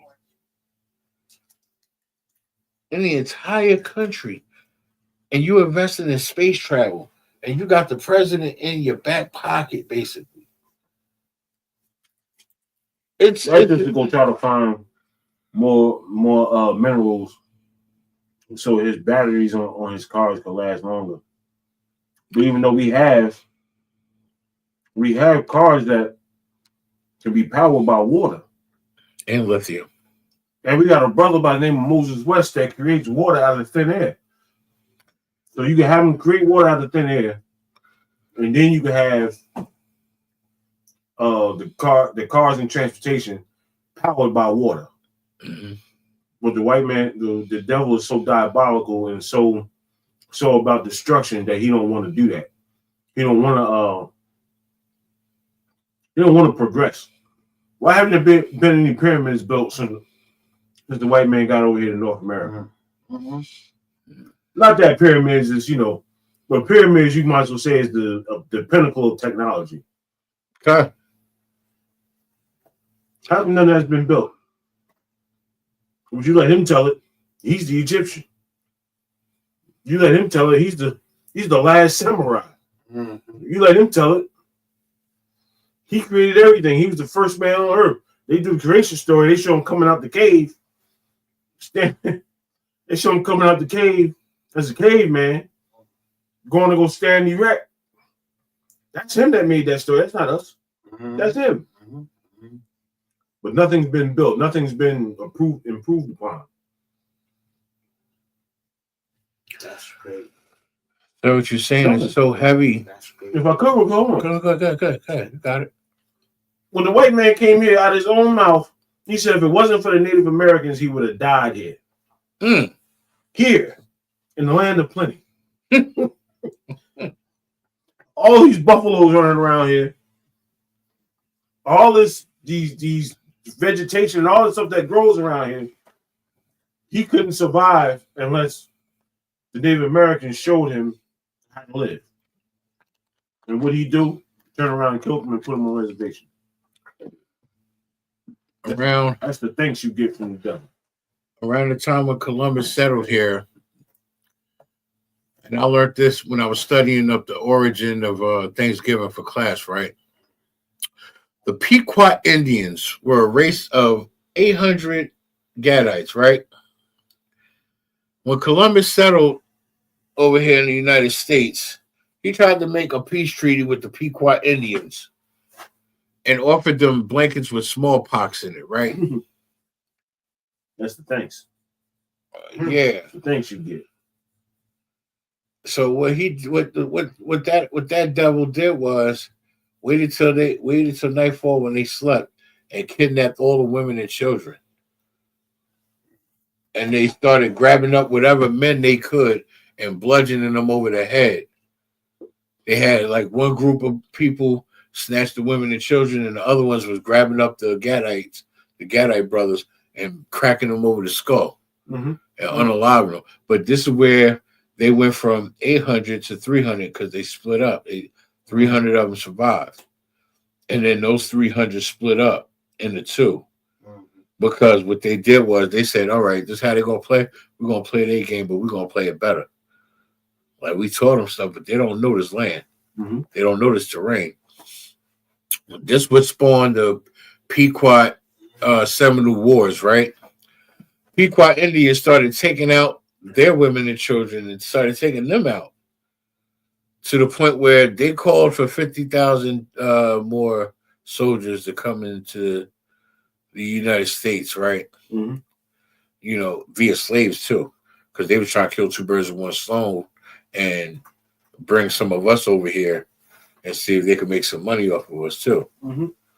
So they started going to war with the oppressor. I'm talking about, you know how our Gadites do. They scalping them. They doing them dirty. But, you know, the numbers of the Spanish army is great. And they're you know, they were few. But at the end of the day, the Lord was with them and gave them the strength to still take out a good amount of them. You know what I mean? But what the birth of this Pequot Indian Seminole War is what spawned the birth of Thanksgiving. And I'm going to tell you why. After they took out the Pequot Indians, they tried to move on to the next tribe, which I think was the Navajo. The Navajo tribe, if I'm not mistaken. But that's where stuff got different because the Navajo and Apache was a bull job. Yeah, they linked up. They came together. Navajo, Apache, Blackbeard, and them. They all, you know, they started they gathered together. They had no problem with coming together because they had one common goal. But this is basically what genuinely was spawned Thanksgiving, and their idea of a truce was smallpox blankets. And we taught them how to corral their animals. We taught them how to bathe. We taught them how to hunt. We taught them how to survive the winter. And that's the thanks we get. Truthfully, that's the thanks we get. Truthfully speaking, the devil was the one that corrals animals into a pen. He does that. Okay. We didn't do that. As you know, the Indians would follow the buffalo. Wherever the buffalo went, they would follow. They went where the buffalo went. The Texas Longhorns, the Longhorn steer, they were roaming free around here. So when the devil comes and looks at it, he says, "Wow, I'm gonna take 20 of those. I'm gonna bring them over here, and I'm gonna put them in this pen, and I'm gonna put stakes in the ground, and this is my land here." Indian didn't do that. No, stop saying Indian. I can't even say that either. You said the Gadite brothers didn't do that. The Gadite brothers knew, hey, this land, once you cross this river over here, you in so and so's land. You in this ain't ours no more. So if a deer runs from here to there, you can't hunt it no more because it's over there in their land. Okay. The devil's the one that takes stuff and holds on to it, don't let it go, and basically messes up the whole economics of everything that was over here. He messed up everything. God, if I may. Now we got a backdrop of how Thanksgiving was started. Check out how the 4th of July was started. If I'm not mistaken, in 1776. Let's fast forward to 1776. They have, you know how they try to do when they breaking the buck. They try to take the biggest, strongest black slave and break them down. You know what I mean? Make them feel less than a man, and you know, they try to dehumanize them and stuff like that. So he wasn't having it. So they said, all right, we got something for you. They strung him up and made a whole event out of it. Got people sitting in the audience. They made his wife and his child watch. They got him strung up like a damn witch with coals and wood at his feet. And they lit him on fire. And they got the grills going. They saluting, you know, with the guns and stuff like that. And that right there, my friends, is how the origin of the 4th of July came into play. Because on July 4th, 1776, they strung up that black brother and burned him alive and made him an event and a feast. Now I didn't hear the story. I never heard that story before. I can almost guess that they were eating him also. Come, sir. So why were they burning? Why was the purpose of burning them? That was for entertainment and also to punish him. Right. And remember, they made his family watch too. Right. So they need to make sure they needed to make an example out of him, so the other slaves don't think they can rebel. Mm-hmm. You know how they do the psychological games and stuff Right. like that. That stuff is still prevalent today. Kind. They take the biggest one, or the one that seems the strongest, the one that everybody rallies around, and you know what they do to him? You know what they do to him? They'll fire him. Get out of here. Because that's today's day and age of slavery, employer and employee. Mm-hmm. They will fire him, and then so the next person that looks at that and say, you know what? Maybe I'll move a little faster next time when the devil tells me to move. Maybe I'll do that. Maybe when he tells me to come in on my day off, I'll come in. Maybe I'll do that. Because last cat they fired, he didn't want to come in on his day off. He wanted fair working conditions. He wanted air conditioning inside the factory. He wanted a pay raise. He wanted 25 extra cent per hour. Now that sounds like it equal to pay decrease, loss of wages, and loss of hours on the shift. That's what that sound like. The result ended up being. Cause don't you dare ask for more time. Don't you dare ask for more pay or more hours. I worked at UPS from 99 to 2002 basically, and lived off $144 a week. I don't know how you did that. That's what I said. I don't know how I did that. I'm talking about I done had a girlfriend and we done went out and all kinds of stuff. I don't know how I was surviving off $144 a week. But I was making it happen. I was balling too. I thought I was balling. Fresh out of high school, I'm working. I'm like, yeah, I'm getting it. And I was slaving too. Look, it was to the point where I would clock out and go high because I worked the twilight shift. You know, they only give you 3.5, roughly 4 hours. Mm-hmm. So I would clock out and hide. When the midnight shift starts coming in the area, I'd re-swipe in and sneak and work midnights. Once they seen I was doing that, they was trying to tell me I can't do it. But then I said, look at the work production numbers. You gonna tell me y'all gonna stop me when y'all numbers is up? And they thought about it. They like, we won't let you slide. They let me do it for a whole year, sir. No BS. My nickname in there was the hardest working man in UPS. Anytime there was a jam or something, they came and got me first. Like I played no games. Like that's when I was like 270. I like 260, 270. I was killing them. I put on an 80-pound weight vest and do some pull-ups and do like one clean pull-up, and then I'll bang out push-ups and then take it off and try to do a clean pull-up and some push-ups before I start my shift. I ain't play that. And I used to try to sneak. I did the same thing after the midnight shift was over, because you had twilight, midnight, and then you had preload. Because after preload is day sort. Day sort is the longer shift because you got a full 8 hours. You know what I mean? So I would sneak and do a couple hours in preload, but then after that, you know, they kicked me out the building like, yo, you can't be doing that. I'm like, look, let me get my money. Shit, I'm helping you. I'm busting out 12 hours doing that. You know what I'm saying? But I gotta do that just to try to make some money. That's the problem when you black and you being oppressed in today's society. You gotta try to sneak the bust your hump for that slave just to try to make some money. But back to these wicked pagan holidays, you know, that was what they did to our brothers during slave time, and that was the origin. That was the birth of the 4th of July celebration. Like they made it a celebration to burn his brother alive and have a cookout while they burning him alive and watching his wife, his son, making them two watch and watching them suffer. This is why the white man is the devil that the Bible speaks of, and we're only going to show mercy if the Lord allows us to. Because, you know, Commander Jeremy Yohana is one of the most humblest, righteous brothers I've ever met in my life, and he shows great mercy. Even when we got a Hamite or Esau at our feet, and we ready to get a boot kiss. He sat there and spared that hand mic in Times Square. Because he was like, y'all ain't gonna have me out here until 11 o'clock. There's like 60 y'all. And everybody getting their boot kiss. I'm sitting there looking at Commander Junior High like, no, don't do that. I ain't get one yet. Word up. And he was ready to too.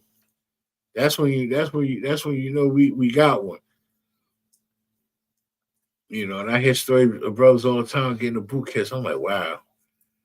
Maybe one day, Lord allow it, you know.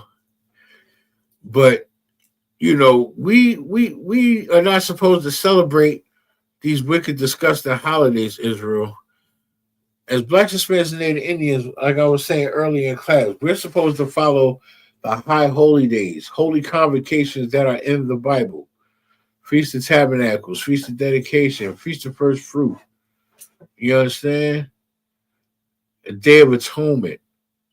You know what I'm saying? Like, those are the days that we're supposed to fulfill and celebrate and keep tradition. You understand? Because fear of the Most High is the beginning of wisdom. And to keep his law, statutes, and commandments. Where it says in the book of John, if I'm not mistaken, I think it's 4 and 24, where it says a new commandment I give unto you, that ye love one another as I loved you. Salakia, let me see.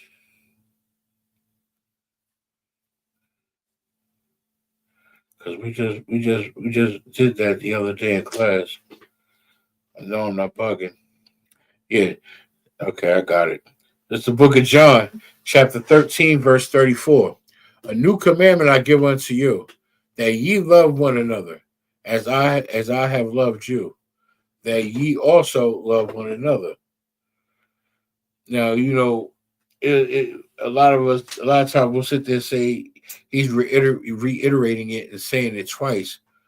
But when you break it down and look in the context of it, he's just letting you know that love one another as I loved you. You understand? But y'all also love each other. Don't just love your brother like I loved you, but y'all have to love each other the same. You get what I'm saying? Like, y'all have to really learn how to love each other and love yourselves. If you can't allow your brother to have mercy, then how you have the audacity to ask for mercy? And that's just how that goes when it comes to being, you know, studying these law, statutes, and commandments. Christ spent his entire childhood life learning the laws and the statutes and the commandments and mastering them and living them. And then got to a certain ripe age and said, all right, I'm ready to teach. You know what's funny? He came up knowing law, statutes, and commandments. He came up knowing it. He came up learning. I can say knowing like he came out the womb knowing, but he came up learning them. Yeah. When I was in my house, I couldn't figure out, because, you know, I could read. I told myself how to read. Not that I'm some prodigy or anything like that, but I told myself how to read through the Bible. And as I'm reading the Bible, it says swine. Swine is an abomination to the Most High. Right. Yet my house is full of Christians. And all we do is eat pork. And I asked her, hey, why do we eat pork if the Bible says for us not to eat pork? Right. Where'd you learn that at? It's in the big ass Bible you got sitting on the fucking coffee slot. Right. It's in the Bible you got sitting on the coffee table right there. I read it from time to time. Good. And that's and you know what, sir, what you're saying is heavy. This what we and again, this is part of the reason why this precept says that. Like, even though this is in the the New Testament? Which one? The John 13. All right, it's in the New Testament, but what they're doing is reiterating something of old. Right. You know what I mean? Like, there's nothing new under the sun. They recycle the same. Like Christ said, I came to give you a new commandment. A new commandment I give unto you. There is no new commandment. There's nothing but the old one. Exactly. But just being broken down in a new way, maybe. Put in layman's terms for you to understand. You are to love one another Damn, you really gotta tell people that? God, and that's what makes it so heavy, sir. It's like, you know, we hold class. We got people that come into class, they sign in the class, or they physically in the class, right? But then it's like, I remember back when I was still in the world, but I was learning the truth. I get it. Like, I understand, you know, it's like, all right, class over, I'm outside. You get what I'm saying? Like, it's hard to shake that mentality when you have to unalive the old you to become the new you, because you can't put new wine in an old bottle and new wine, you know, old wine in the, you can't put old wine in a new bottle and put new wine in an old bottle. You know what I'm saying? So it's like, you have to, as hard as it is, we have to learn to let us go. Whatever you feel made you who you are from being who you are, you have to let that go in order to progress and move forward. You have to let the old you die so the new you can be born. Our problem as Judites, sir, is it'll be certain little parts of us that we try to tend to hold on to. So it makes the transition a little more difficult. And this is where we find ourselves not at odds with another brother or nothing like that, but we'll find ourselves in an awkward situation with one another from, I'm trying to find the right words to put it. It's like we're not at odds with each other, but we're not where we're supposed to be. You get what I'm saying? And all of this also comes from pleasing our flesh, from smoking cigarettes, from eating pork, shrimp, crab, and lobster, not honoring our mother and our father, not, you know, striving not to covet thy neighbor's wife. You know what I'm saying? That's what we was taught by our father, the devil. We was taught that by him. He taught us that. The ways of a black man is the ways of a white man. That's what it is. Everything that we got from him, the Most High don't like. Come. But, you know, white people try to sit there and make it seem like, you know, God and the devil are sitting across from each other at a table playing chess with one another. Like, they got to understand the Lord made every angel, including Satan. As a matter of fact, where that scripture where it said Satan called for his angels and Satan came along too. I'm saying God called for his angels. That's in Job's in the first chapter. Huh. I want to say Job 8.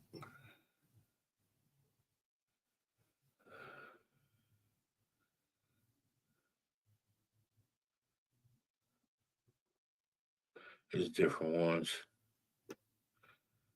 You said Job. There's gonna be different ones.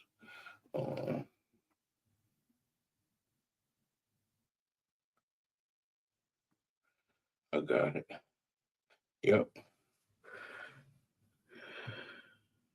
It's the book of Job, chapter 1, verse 6.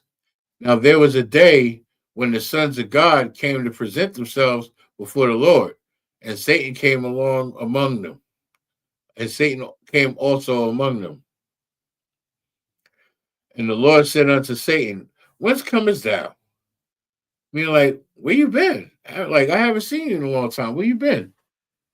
Then Satan answered the Lord and said, from going to and fro in the earth, and from walking up and down it. Verse 8. And, I mean, he was all through this one. Facts. And the Lord said unto Satan, hast thou considered my servant Job, that there is none like him in the earth, a perfect and upright man, one that feareth God and showeth evil? Then Satan answered the Lord and said, doeth Job fear God for naught? Verse 10, hast thou made a hedge about him and about his house and about all that he hath on every side? Thou hast blessed the work of his hands, and his substance is increased in the land. Verse 11. But put forth thy hand now and touch all he have, and he will curse thee to thy face. Now at this point, Satan's letting the Lord know, if you would just take your hand from off of him for one moment, I can show that he doesn't love you.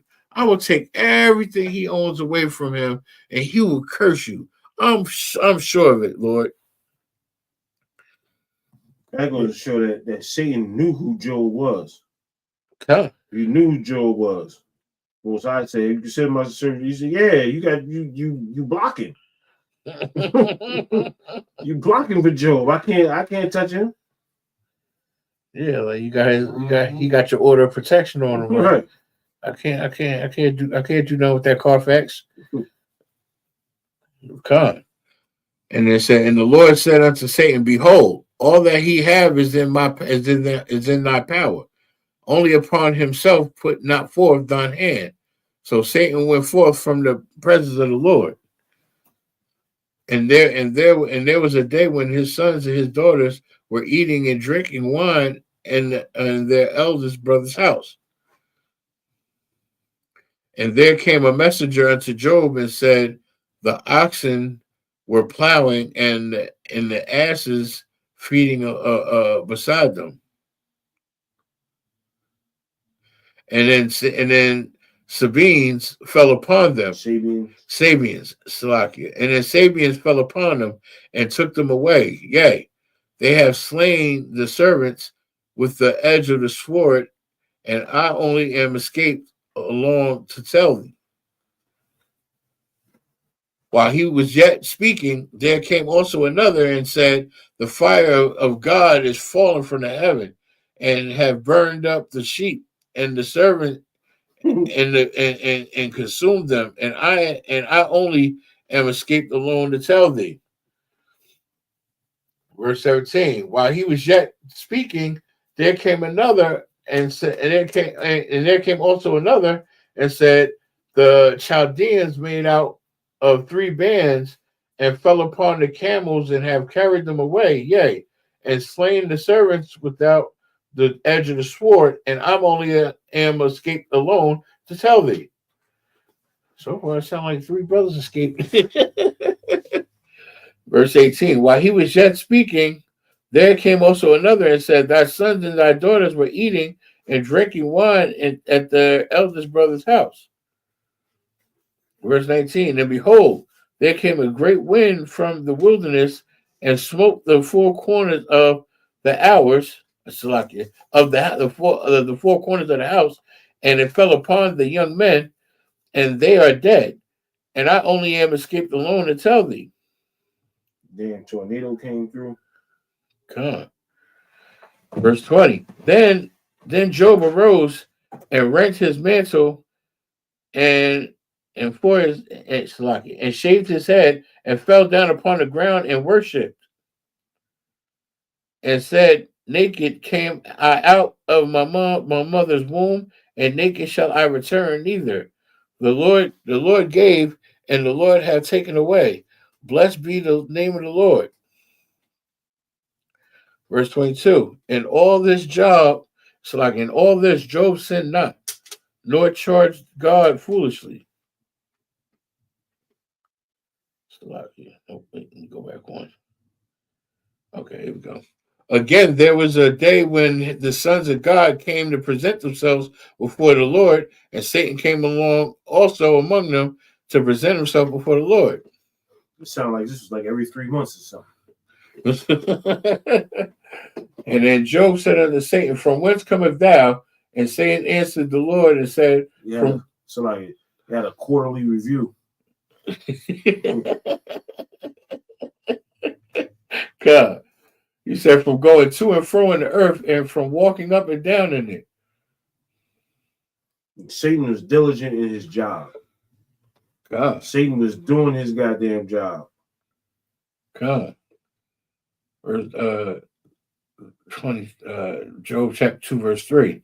And the Lord said unto Satan, hast thou considered my servant Job, that there is none like him in the earth, a perfect and upright man, one that fear of God and a show of evil, and still he holdeth fast his integrity, although there moveth me against him to destroy him without cause. Now, if I'm not mistaken, like the Lord gave Satan permission to do what he do, but he can't unalive him. Mm-hmm. But he's doing everything in his power to destroy this brother by taking out everything around him and also furthering trying to push his buttons to see if he can show that he doesn't love the Lord. Mm-hmm. Verse 4, and Satan answered the Lord and said, skin for skin, yea, all that a man have, we have give for his life. Verse 5, but put forth thine hand now and touch his bone and his flesh, and he will curse thee to thy face. Verse 6, and the Lord said unto Satan, behold, he is in thy hand, but save his life. So when Satan forth from the presence of the land smote, Salakia. This book of Job, chapter 2, verse 7. So went Satan forth from the presence of the Lord and smote Job with sore boils from the sole of his foot unto his crown. So that's Salakia. So that means from head to toe when you say that? Head to toe, from the bottom of his foot to the top of his head. Good Lord. Verse 8, and he took him a potsherd to escape himself from withal, and he sat down among the ashes. Then said his wife unto him, doest thou still retain thine integrity?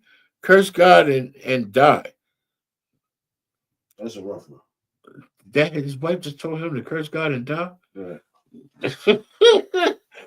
There's a lot. Because she knew what would happen, man. Just save yourself, man. Why are you doing this to yourself? You doing this to yourself.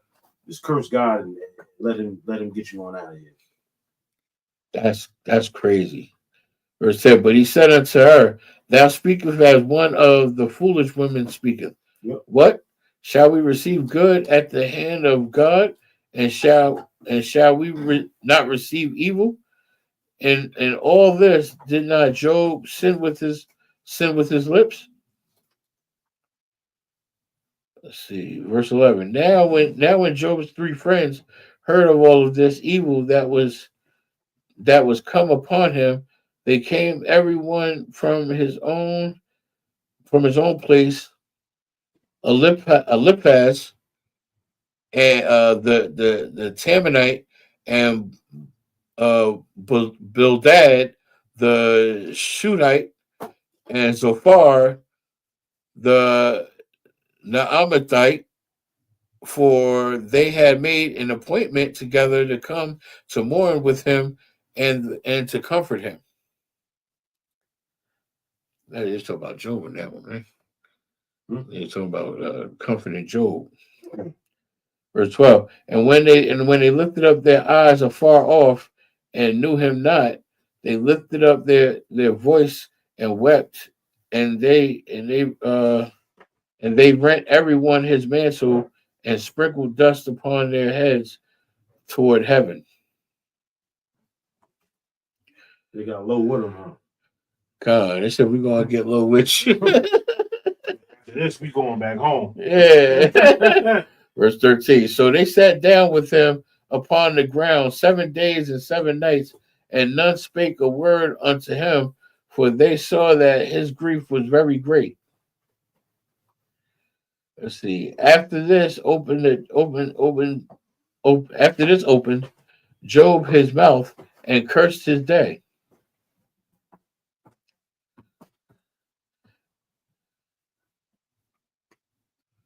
Oh, Christ. It's about that time. You drove? Yeah.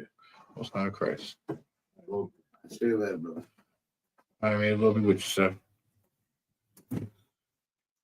You know, Job had it rough, but you know what? Job was extremely righteous. Now he might have whined a little bit, but Job never folded under pressure. He never blamed God. He never blamed anybody because he knew by keeping the law, statutes, and commandments, the Most High would give it back to him 100-fold by giving up thy sons, giving up thy daughters, giving up thy wife, and whatever else he had to give up. You know, I salute that brother Job. Job was a very righteous brother at the right time. Sometimes you don't gotta have a whole lot to get your point across, to get the message of the Lord out. You understand, Israel? Like, we as Black, Hispanics, and Native Indians have to understand something, right?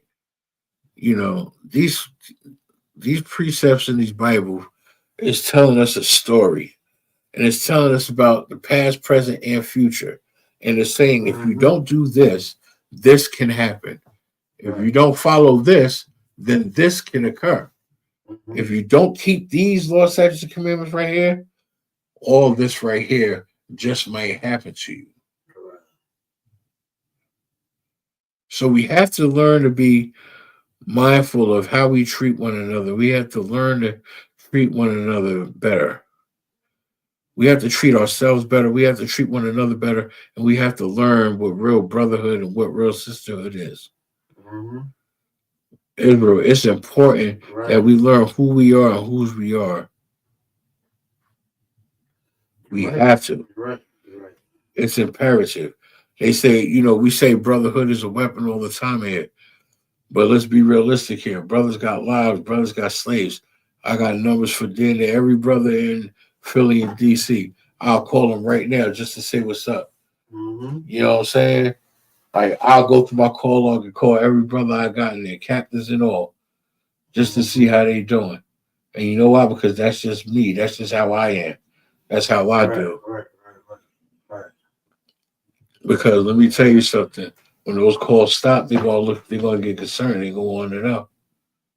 And then they're gonna return those calls back. They're gonna call me. And I'm like, yeah, is Yash available? I'm like, nah, he usually call me, you know, I want to make sure he's good. You know what I'm saying? And this is the example of brotherhood and sisterhood, because it's synonymous. Sisters, like it's saying in the book of Titus, chapter 2, verse 3, the aged woman likewise, teach the youth. That's a fact. Like teach the youth. Teach them how to sew. Teach them how to boil water. Show them how to make a garment for their husband, or help fix the current new one that he has. You understand? It's all about how we treat ourselves and how we treat one another. And also by doing that and doing it properly, we're learning how to properly treat God. You understand?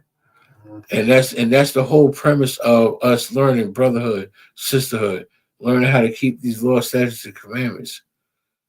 Like, don't get me wrong. You know, being in the world is cool. Having your friends in the world is cool. But I need my discipline. I need this truth. I gotta put on a class. If I don't put on a class or put a brick in, I'm lacking. I'm not feeling right. You know, and unless you're doing that, you in the world. If you ain't doing that, you in the world. You pleasing your flesh. You out here fornicating. You out here getting hot.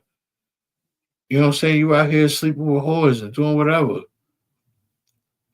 And don't get me, like, you know, back when we was in the world, we thought that was a good thing. But it's not, Israel. It's really not. You understand? We have to learn how to discern what's good and what's bad. You know, and I know, Lord knows I know it's not easy. But damn it, you got to do it. You know, Blacks, Hispanics, Native Indians, we have to fight. We have to. There's no stretching it. There's no getting around it.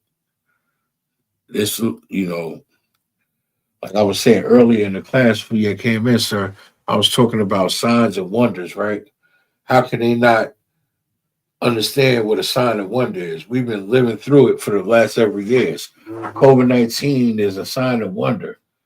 And if they want proof about it being a sign of wonder, We can look in the book of Reuben, or we can look in the book of what you call it? Not Exodus, but I think it's one of Exodus as well. But it's different. You know what I'm saying? It's always a precept for something in the Bible. It's always a precept if we going through something. You know what I'm saying? Like Cap Shemawala will do a 30-minute class in 27 minutes and cover 50, 60 scriptures. Just like that. And he's spitting things out. So if these brothers above us can sit and enjoy to the end and enjoy it, why can't we? Fact. It's the whole fact. Jesus Christ. God. You already know. You know what I'm saying? Israel, we gotta tighten up. We have to learn how to discern who we are and whose we are. You understand? We have to. It's imperative that we do. You know what I'm saying? And you know this. That's a fact. God, you know what I mean? And we come out of One West Harlem, New York, 125th Street, under command of General Yohana. It says 1969, we've been bringing out the truth that blacks, Hispanics, and Native Indians are the true children of the Bible. And with that, Israel, shalom. Man, Israel, Majim.